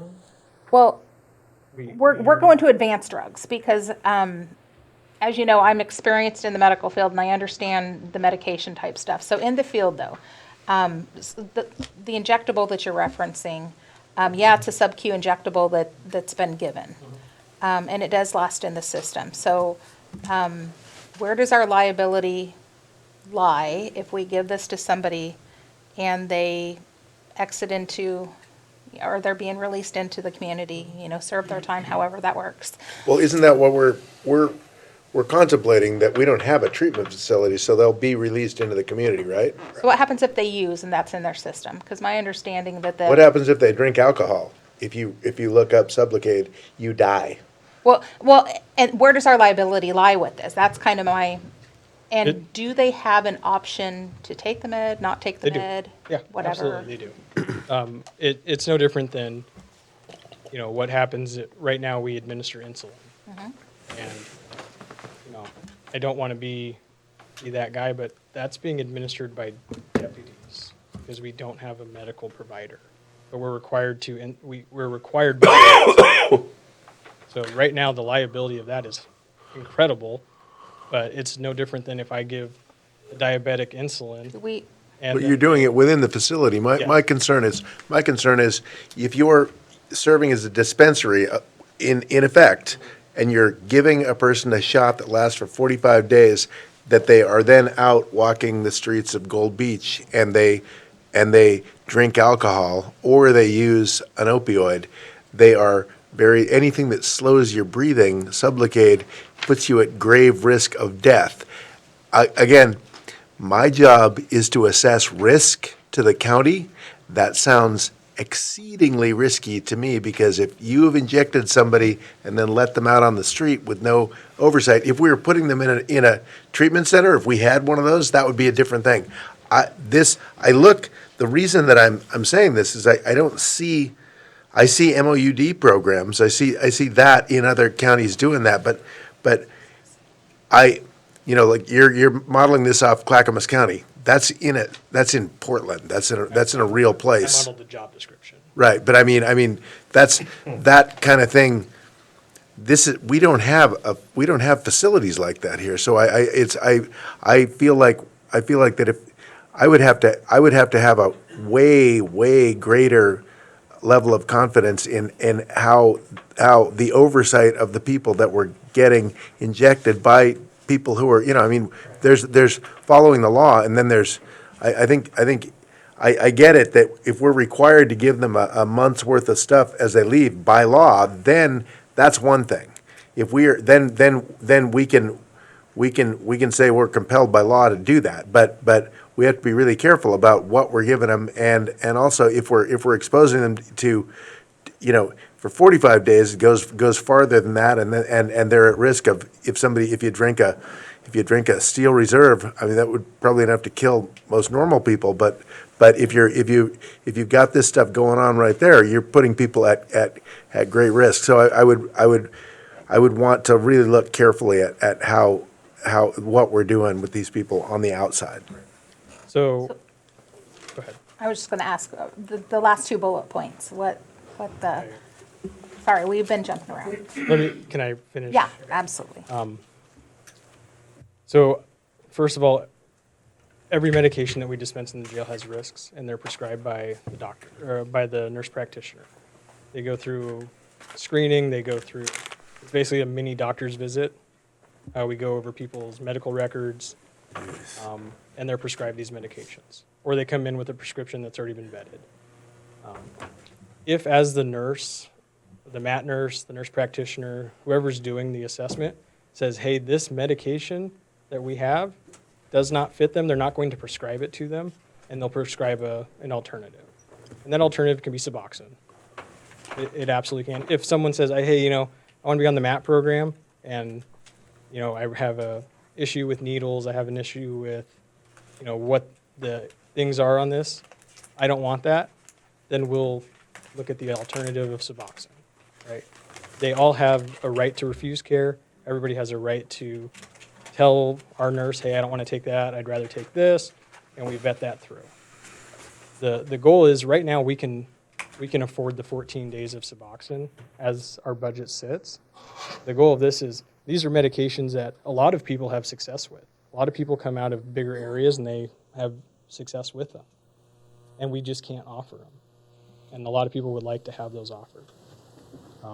So, as you said, these are very costly medications. And so we purchase these medications using funds that we can't prescribe them for people.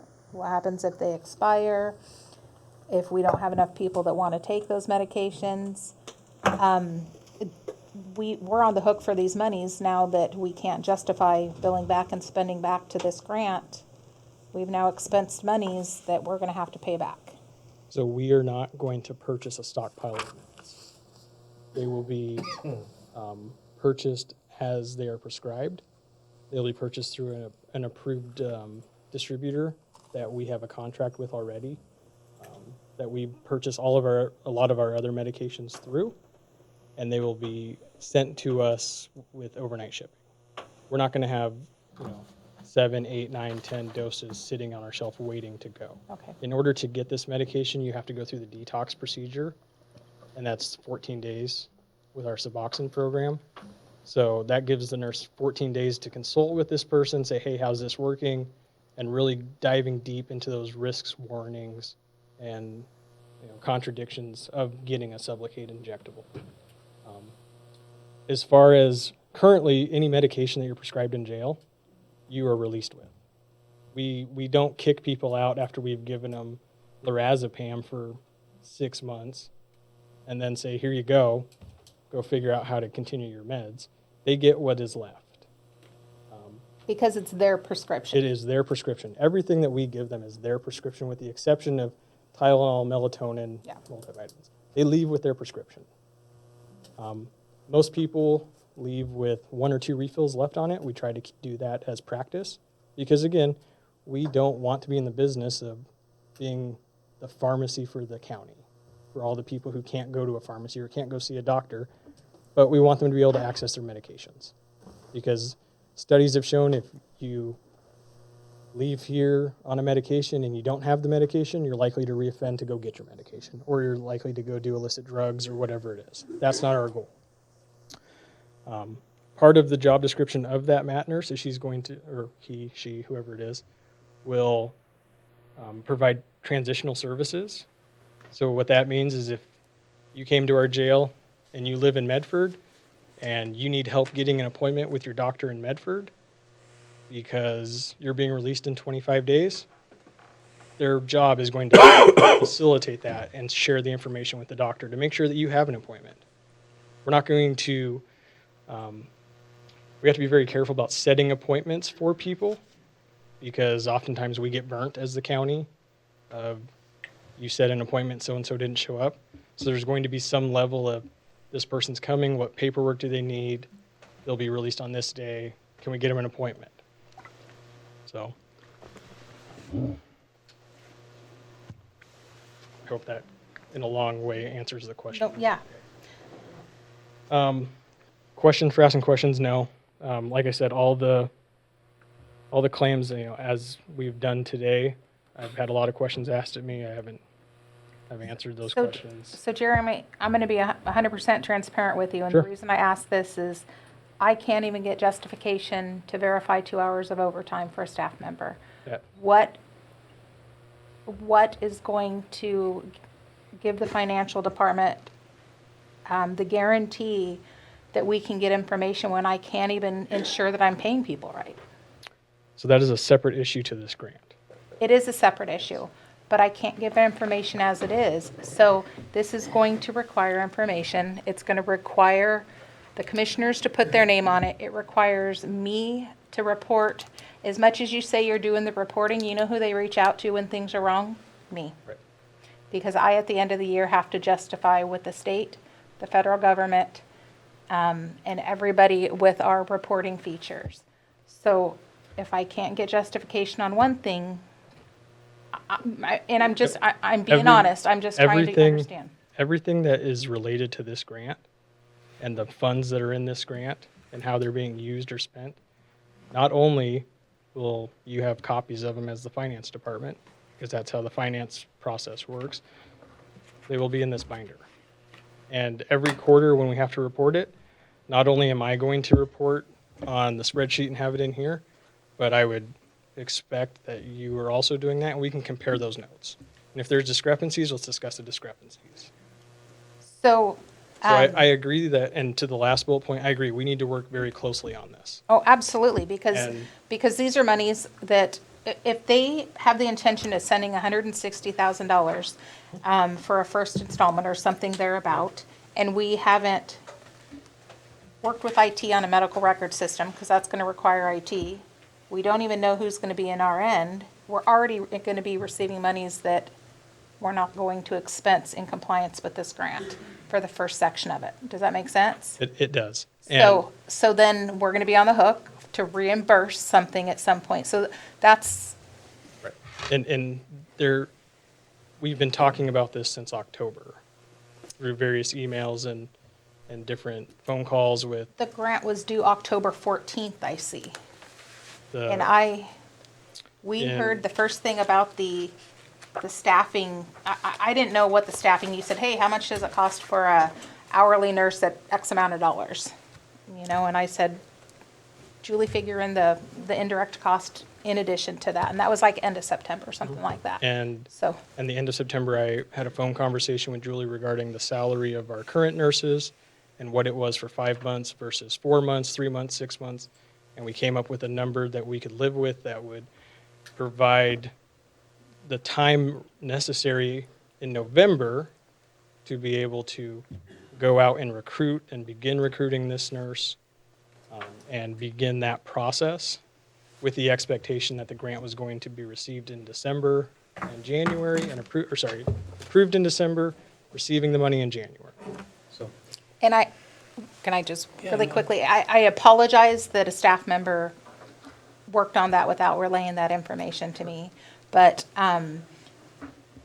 as the finance director, I need to be in the loop of that information. And other than, some really high-end emails asking about stuff, I wasn't aware, other than you did ask about, hey, how do we go about for grants and this and that, so. And, you and I had a conversation about the difference of whether we retain the registered nurse as a county employee versus if we contract with her practice. Absolutely, I remember did have a conversation, but And I've now heard two different schools of thought, so that's another conversation as we get into the electronic healthcare record So- portion of it that we need to hash out.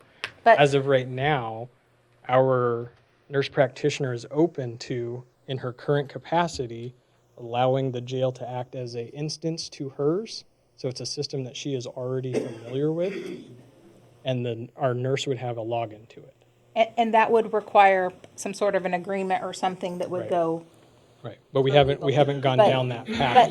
But that's what I'm talking about, that we really need to be working closely and be Yes. fully transparent and give each other that information and heads up, not at the 11th hour that we need.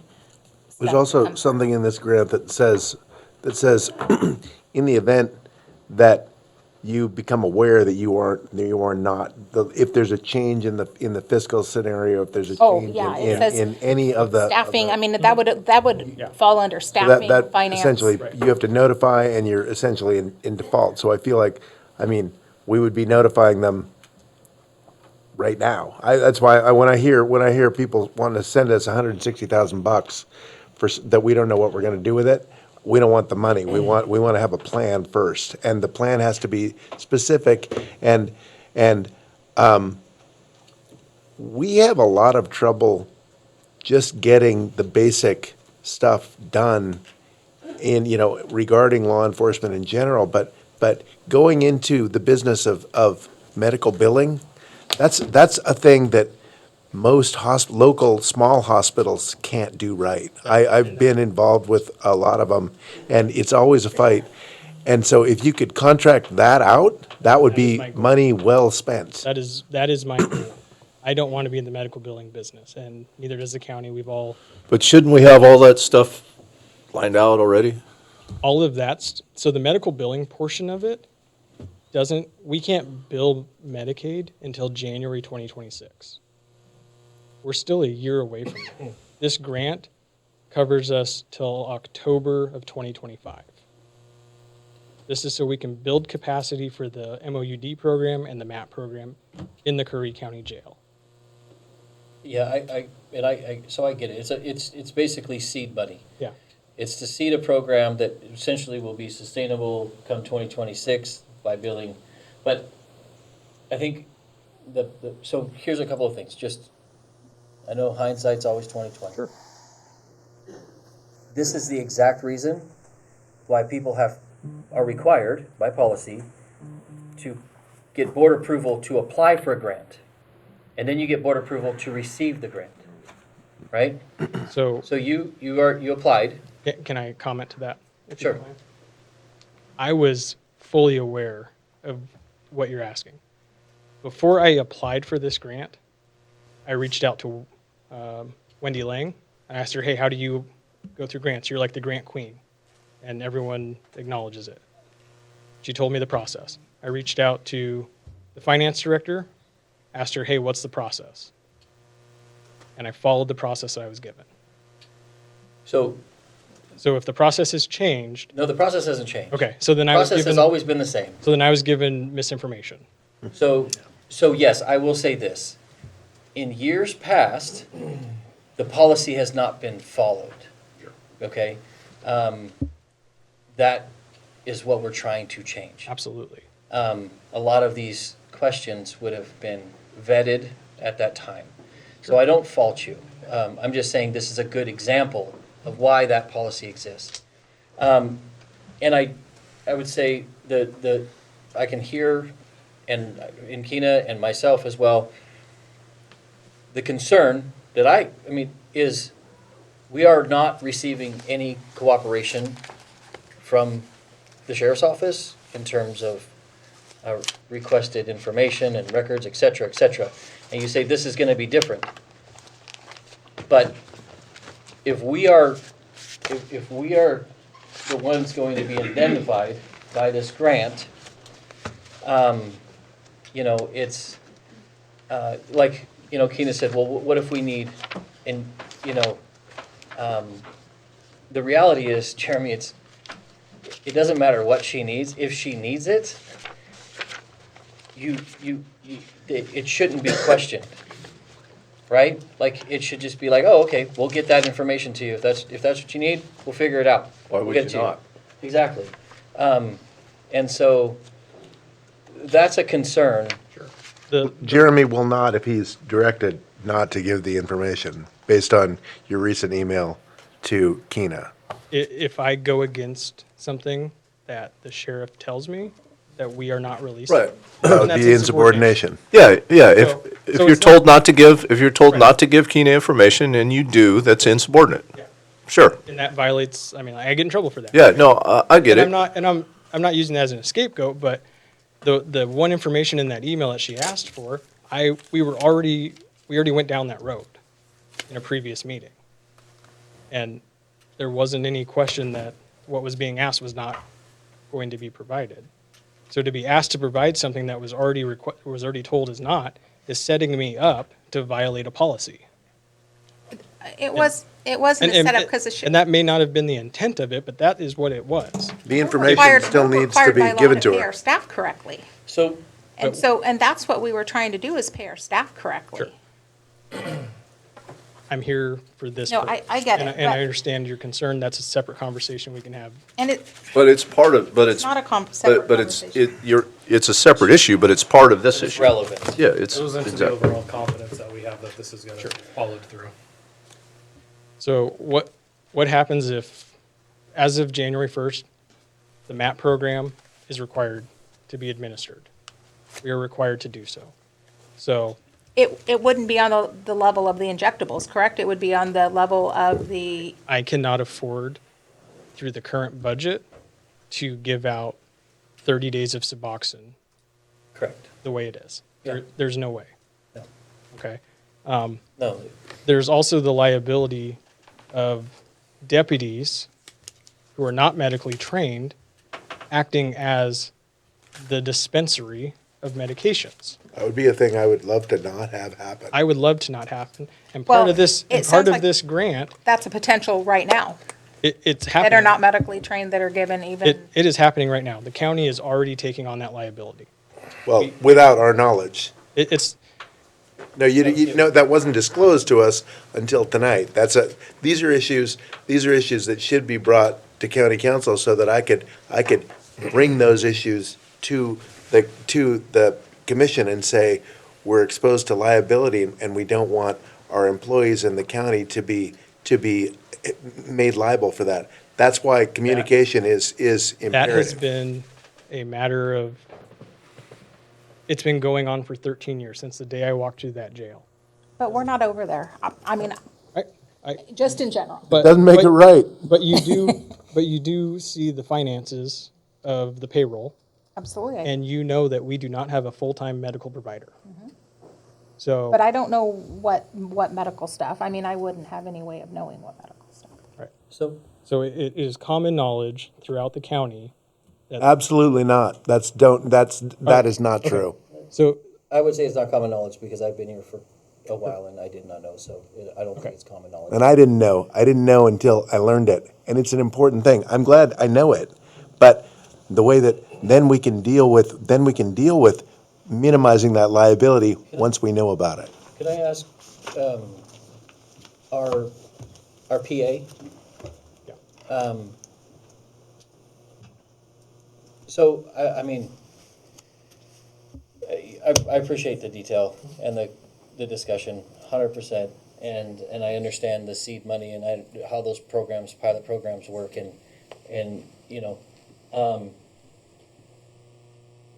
is it possible, we can get the PA, do a workshop, answer a lot of the things with the PA here, so he's gonna understand kind of the process when we talk about electronic medical record keeping, et cetera. So we kind of have a And the sooner the fill in better. the gap, right? Like Monday. If, I would have to check with her schedule. She runs Okay. the practice out of Brookings, and she does a lot of our work after hours. yeah, She's If she wants to, she could zoom in, she can do, we I can reach get that out kind to of her, stuff. I can ask her. we could even do it after hours. Sure. Yeah. And I appreciate being able to have that conversation, and I think it's an important one. But right now, we're not following the ADA law to provide a MAP program. We're not required to right now. We are, and as of January 1st, 2025. So, let me get this straight. So you brought this to us in the 11th hour of a required program. No, I did not. I have been coming to the Board of Commissioners to secure funding for medications, for treatment, provided. Not an MOU deal, not this. This, I didn't get Not this program. I did not get this program to apply for until September, when I reached out to the finance director and asked, what is the process to do this? I was told, apply for the grant, and then when it was approved, it would come to the board for the approval, So and I had did we not had- get it approved until December. Again, And I Have we asked, as soon as I got the approval, I sent an email to the BOC office with an ARS, with all of the documentation. right, but we didn't have any heads up on this entire project. And I will say this, had we have good communication, you would have let us know that this is gonna be coming up. 2025, we're gonna be required to provide this program. I would imagine probably back in October, when you were notified about this even grant coming out. But this grant was not put in front of us until the 11th hour in December. I followed the process that I was told by the finance director and the director, the juvenile director, and how they get their grants. I don't agree with that. Well, I mean, I'm I'm aware of the just- process. Also, it's written in the personnel policy. It's written in the county code. You can read that as well. The policy had, going forward with the grants is pretty clear. People can do it. But I will say that right now, we have a bigger problem before us. We are basically breaking the law, is what you're telling me. So we're out. behind the eight ball on the program we're supposed to have established Right, so. 9 days ago. So let's stop pointing fingers and let's stop accusing Wendy Lang of giving you the wrong information, because I have a feeling that's gonna come back to bite you.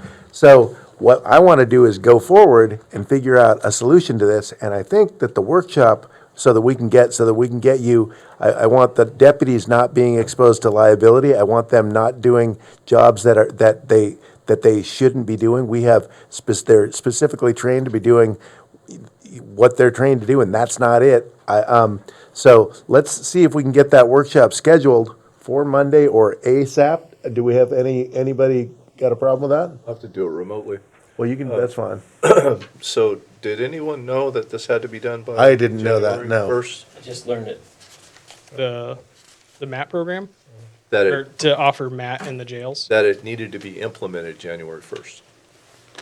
to have medicated assistant treatment. That, again, I found out about that in October. Right. No, but I mean, no, My question was we're not talking about you, we're talking Right, about up for, here. right here, no one told us, hey, January 1st, you gotta have this program in place. And Nobody's talking to me in the sheriff's office, so it wouldn't have been me.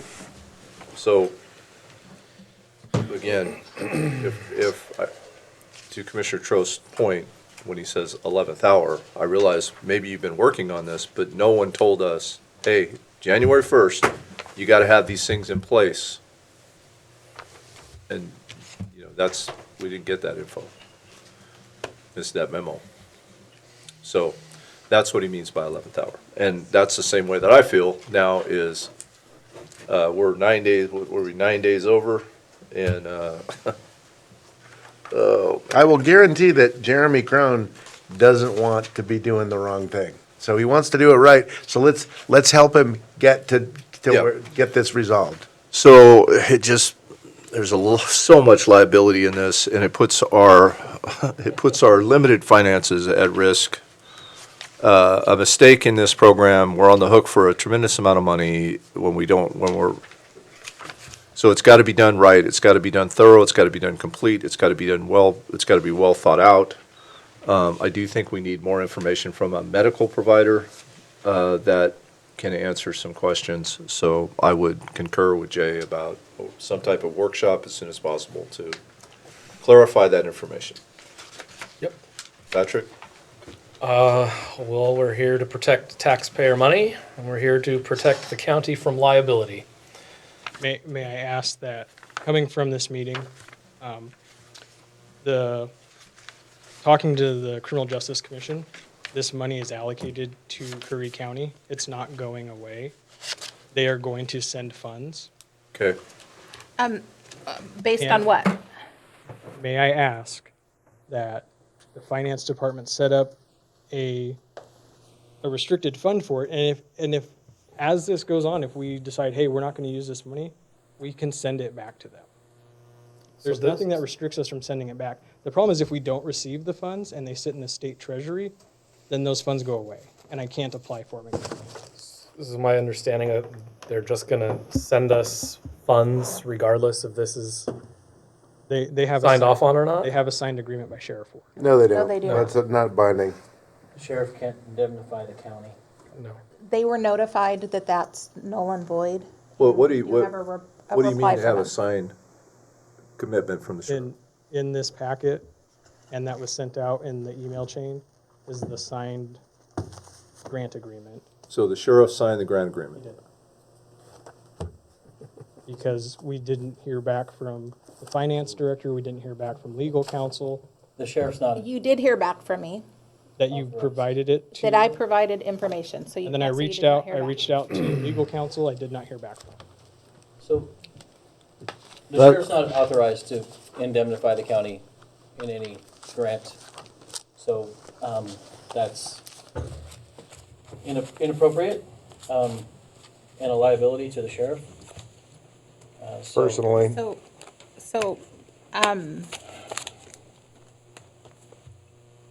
We did get notice from, or DocuSign document on 30th or whatever day it was. I think it was the same day we're doing the whole treasury nightmare thing. And so I did notify, I notified CJC yes. that's a void document. The sheriff doesn't have the power to bind the county. It's very clear, but sheriff, the only person that doesn't seem to think that is the sheriff. and we But did get a the sheriff reply can, back to them that you they know, acknowledged that. So Okay. I don't anticipate funds coming in. But if they do, I will let you know. Well, but, so even so, the idea is a good one. However, we are not, the county is not best served by then just rushing forward. We need to have a workshop as soon as possible, and we need to come up with a plan. And the things that I am seeing in all of this puts the county in a lot of liability potentially. And so, now, at the same time, the county's already in liability, so we need to figure out a way. Can we set one for Monday at 6? That would be after hours for the PA. If they can't make it, we can adjust it to Tuesday, but let's at least commit to Monday at 6 for a workshop. Yeah, I think that's the way to proceed on this. So, With me. yep. Is that the consensus, Patrick? I'm going to be a disliked family member since it's my daughter's 9th birthday and we have dinner plans. But I will see about moving those around Okay. for her. All right, we'll tentatively move this to a workshop on Monday at 6 PM. All right. All right. Next up is going to be, let's see, it's going to be the Property Value Appeals Board appointment. But you'll see that we've got Brett Thompson and David Griffith are both, they're in the pool of members to be on the Property Values Appeal Board, and also we need one commissioner, Jay Trost, or anybody that you might recommend. Yeah, so I've already stepped up to volunteer to be on the Nice. board for that. I got a preliminary email from Marcy at the clerk's office. She sent me the training modules already that I will go through next week and get on board. And the first meeting is February 11th. Awesome. You're gonna love it. Actually, I don't know that I'm not sure that we have any appeals this year so far, so it might be a better year. Yeah, do we need a board order for that? I think so, yeah. Yeah, it's on the back. Yeah, We'll right wait for Jay there. to come back, we'll do that.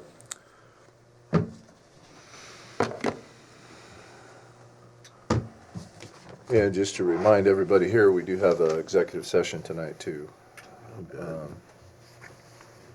Got quite a few things to discuss in Burn that. the midnight oil tonight. We do have quite a few things to discuss in that. But we're almost through this. We're almost there.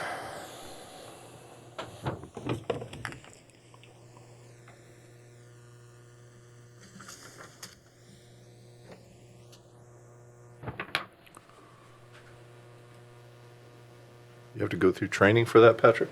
Yes. There is. So Jay, while you were gone, We inducted Patrick? Patrick That. gave in to his arm being twisted and is volunteered to. Way to go, Patrick. It didn't have to be twisted very hard. Way to So we need a motion and a second. I'll move. That Patrick be the representative for the property tax or property value appeals board. And I'll second it. All in favor? Yes. Yes. And yes, motion passes 3-0. And next up is meeting schedule. So I see the meeting schedule, and it looks really good. Essentially moving it'll be first Wednesday, 6 PM, and third Tuesday, 6 p.m. So we're just transitioning the Thursday to a Tuesday to account for everybody's schedules. I know there's been discussion about doing the traveling, Yep. where we do a meeting in Brookings, do a meeting in Port Orford, get some folks involved there. Yep. I think schedule it so that Natasha can work with those administrative Yes. assistants to get us the space ahead of time. And if we are looking to do any town halls or et cetera, those need to get on the schedule because oftentimes we get caught up in the fire of the day, the fire of the week, and we lose track. But if we schedule it, calendar it, show up, right? Yep, so you said first Wednesday, third? For third Tuesday. Third 6 p.m. Tuesday. There's a full calendar in your packet. Okay. And so the only thing I would say is if we're gonna do the traveling thing, we need to schedule where we're traveling and when. Yeah, availability of location, et cetera. Yeah. Okay. Yeah. I'm good. I can work on that with Natasha if you like. Perfect. You Okay. two younger guys have a far busier schedule than me, so I'm glad I can help you. There's a lot of bodybuilding competitions. Yeah. Glad I could help you. All right, do we need a motion? The lion and the leopard. Do we need a motion on the meeting schedule? I'll move to approve the meeting schedule as drafted. I will second that. Motion and a second, all in favor? Yes? Yes. And yes, motion passes 3-0. I just have one question regarding it. If there is a scheduling conflict with any of these dates, or an unforeseen scheduling conflict, how does that work? How does that get adjusted? We just do it at Yeah, we do it at the meeting prior to. Okay. the meeting prior to. Okay. Got it. All right. Next up is discussion on transient lodging tax. So I'm putting this up here real quick. Trying to find it here. It's on that TV. There we go. Come on. There we go. Should start to connect. So we didn't have this, but Miranda has provided it. And oh, there we go. It came up. It was there. There we go. Okay. So I know it's hard to see for us because that TV is tilted the other way, but currently our TLT tax is at 7%. Legally, we can move it up to 10% without a vote, without going to the voters. The voters have already approved a transient lodging tax that you can go up to 10%. All of our neighboring counties are already at 10%. These are dollars, these are essentially dollars coming in from tourists and travelers staying at our hotels and vacation rentals. The three largest contributors to the transient lodging tax are the beachfront inn, VRBO, and Airbnb. Airbnb and VRBO collect all of the lodging taxes for their vacation rentals that they help schedule and manage. And so what you'll see is at the 7%, you see what our current the current income coming in is. And so about 1.6. What this shows is going up to 8%, 9%, and 10%. Now keep in mind, 70% of this has to be reserved for tours and promotions. Only 30% of it is available for general fund.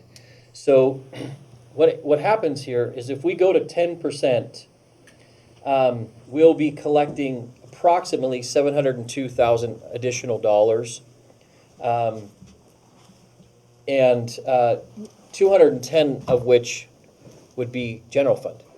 So we would be increasing our general fund by $210,000, but we would be increasing our overall TLT revenue by just over $700,000, which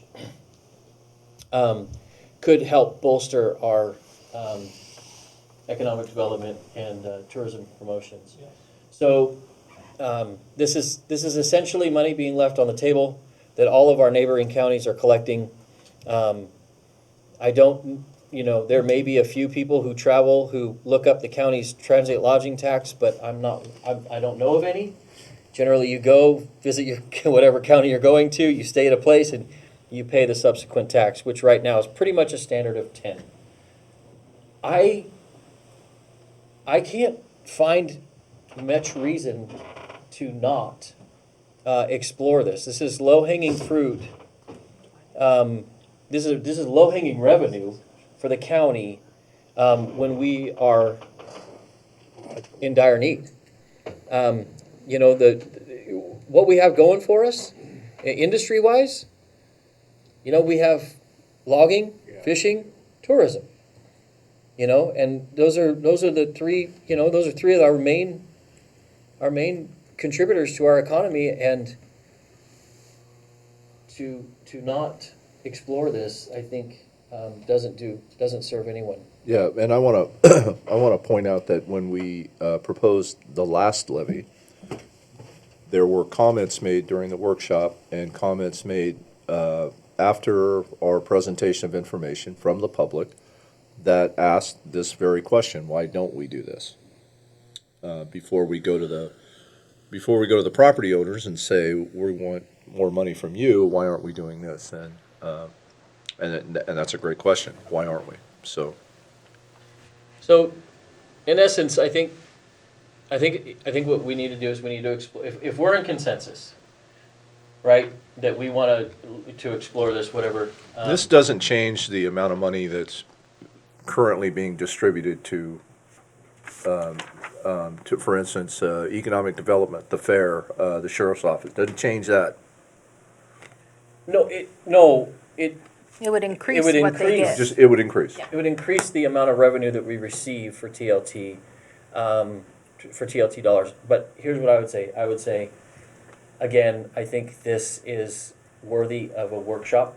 Yeah. I think we bring in the players to discuss this, to identify if we do want to move up, and if we do, what percentage do we want to go to, and then essentially kind of a little bit of a ramp for all of the hotels and vacation rentals, to say this will be implemented in, say, 90 days or whatever, so that we have that prepared. And then we can also, but I would suggest that we do this before budget, because if this is something we want to do, we know it will happen when we put it into effect. Yeah. So we want to be able to build it into the budget, Okay. so I would think that we should have a workshop on this sooner rather than later. So I have to disclose to you both that this is a direct conflict for me, being a lodge owner within the county. And we'll look into that. Okay. It's only. I just want to make it known now that It's it's the case. So it's only a conflict for you if you financially benefit. Or someone in your You don't household. financially benefit on this, the county does. So in essence, you would actually potentially, if we increased it and people did look at TLT and they're like, I'm not going there because of that, you would financially not benefit. Let's research that further because I don't want I'll to. check into it. Yeah, I think, Yeah, you or someone in your household financially benefits from a decision you make. Obviously, that's a conflict and you can't do it. Sure. But we can reach out. You can reach out to the state and get an Yep. opinion on Sure. whether or not. I can. But yeah. State AOC, although. So No, I would like to do. I'd like to do a workshop before. Maybe we could do that before February. when do you get back? 22nd, 23rd, something like that. So that we could do that last week of. Are you going on like the Hajj? What are you doing? You're going to be gone for. I'm going to be gone for about Maybe next week? 7 days. Oh, okay. It's the senior citizen How weightlifting about- championships. Oh, Can we, okay. can we shoot for the 24th? Is it Yeah, Friday? yeah, that works. So workshop the 24th. If we come up with a decision, we can get it onto the agenda for the 30th. Yeah, we can do that. Excuse me 1 second. Or come up with a consensus. Yeah, 24th I'm available. You got another birthday? Okay, you're good. All right. You don't want to cross my daughter, I tell you. All right, we'll have Natasha put that together for the 24th in anticipation of the 30th.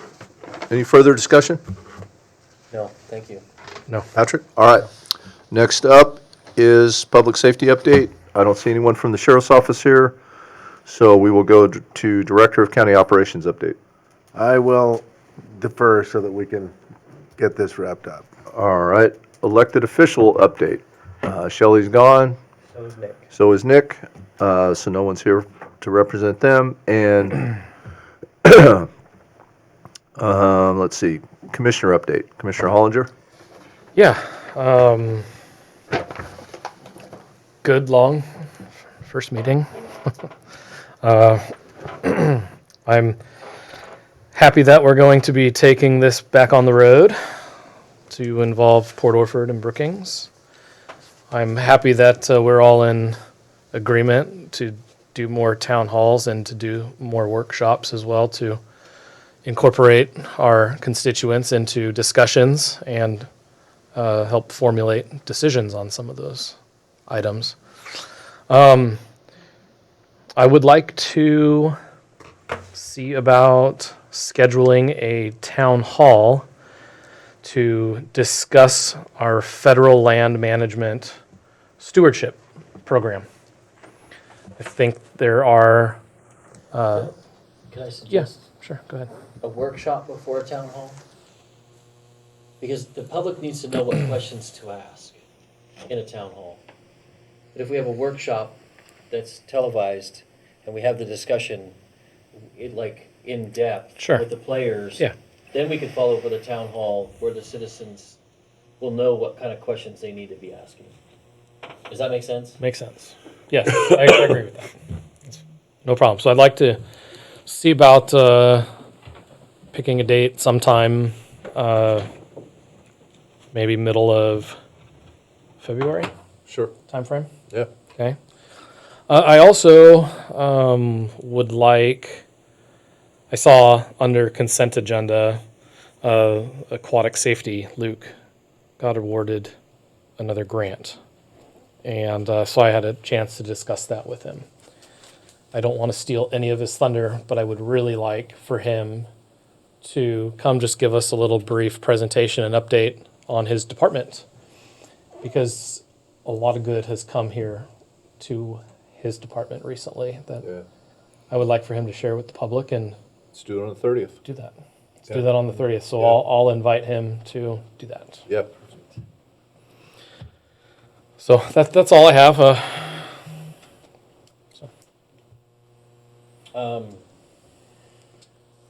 We had said that we wanted to further look into the USDA agreement. So I want to just get that back on our radar. If we're going to keep our USDA trapper involved, we need to make a decision soon on whether or not we're going to commit to the remainder of the fiscal year for that. It would be money well spent.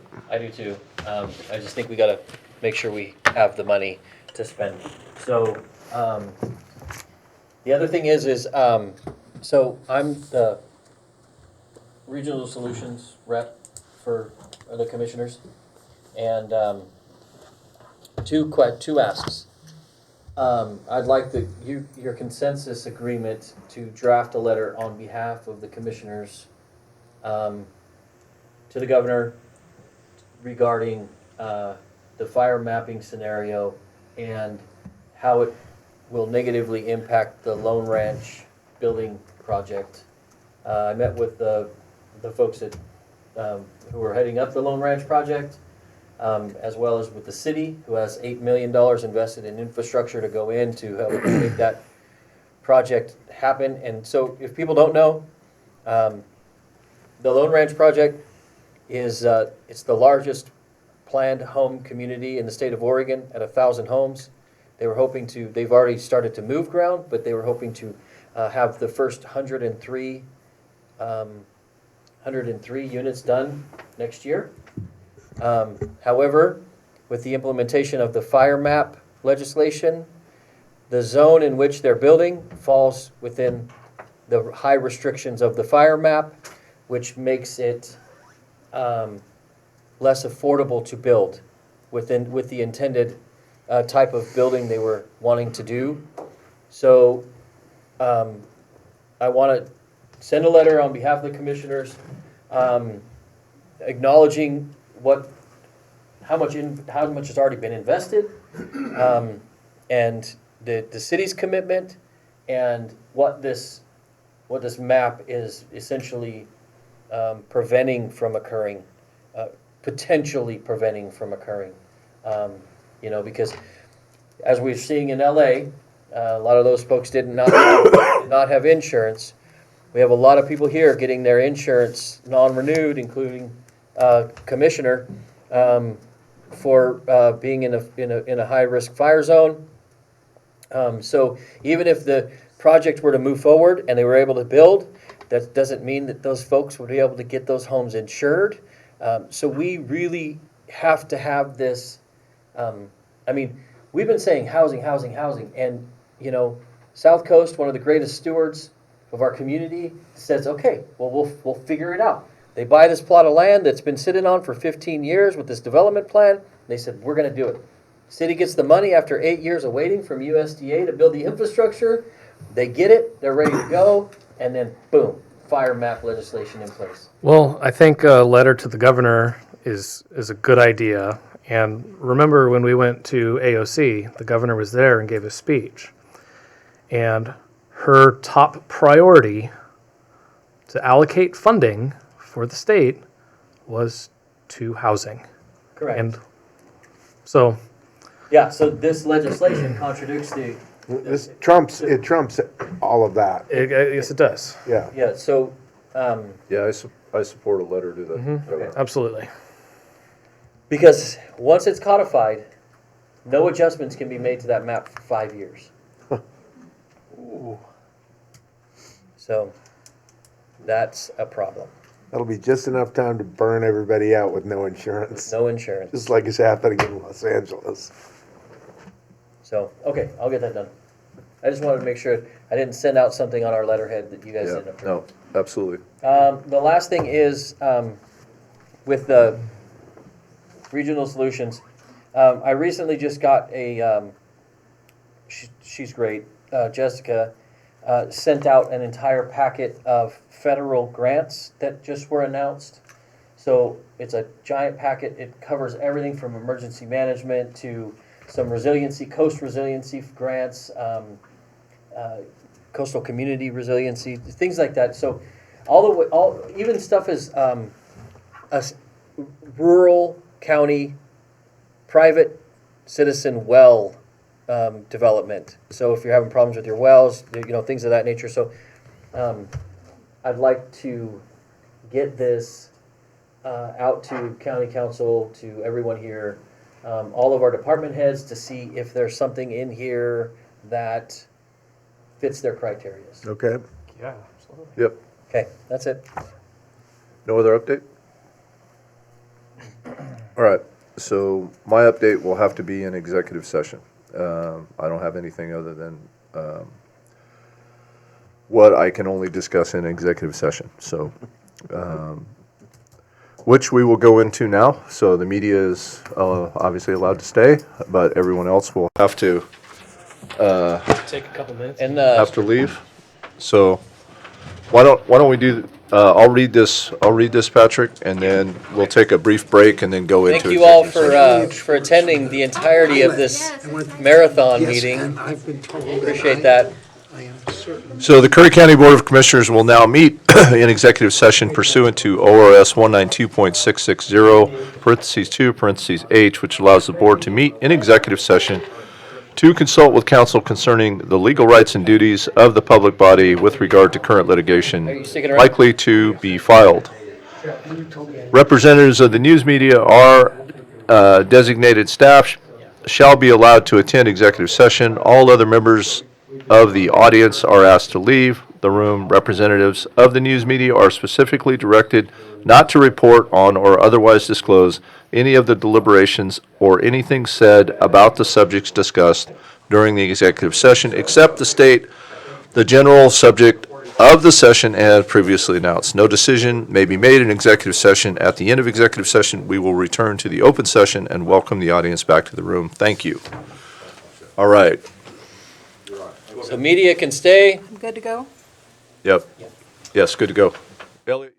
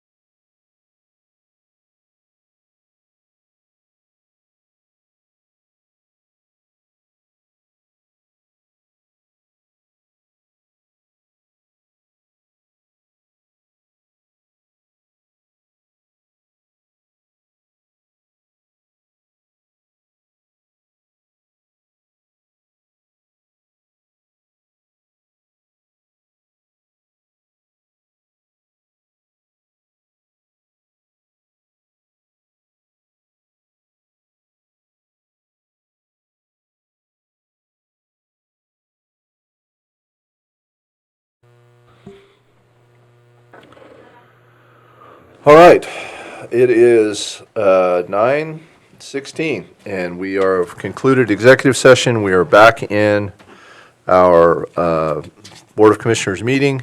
Is there any other items? Hearing none, then I will adjourn the meeting at 9:06. Or 9:16, thank you. Sorry, tired.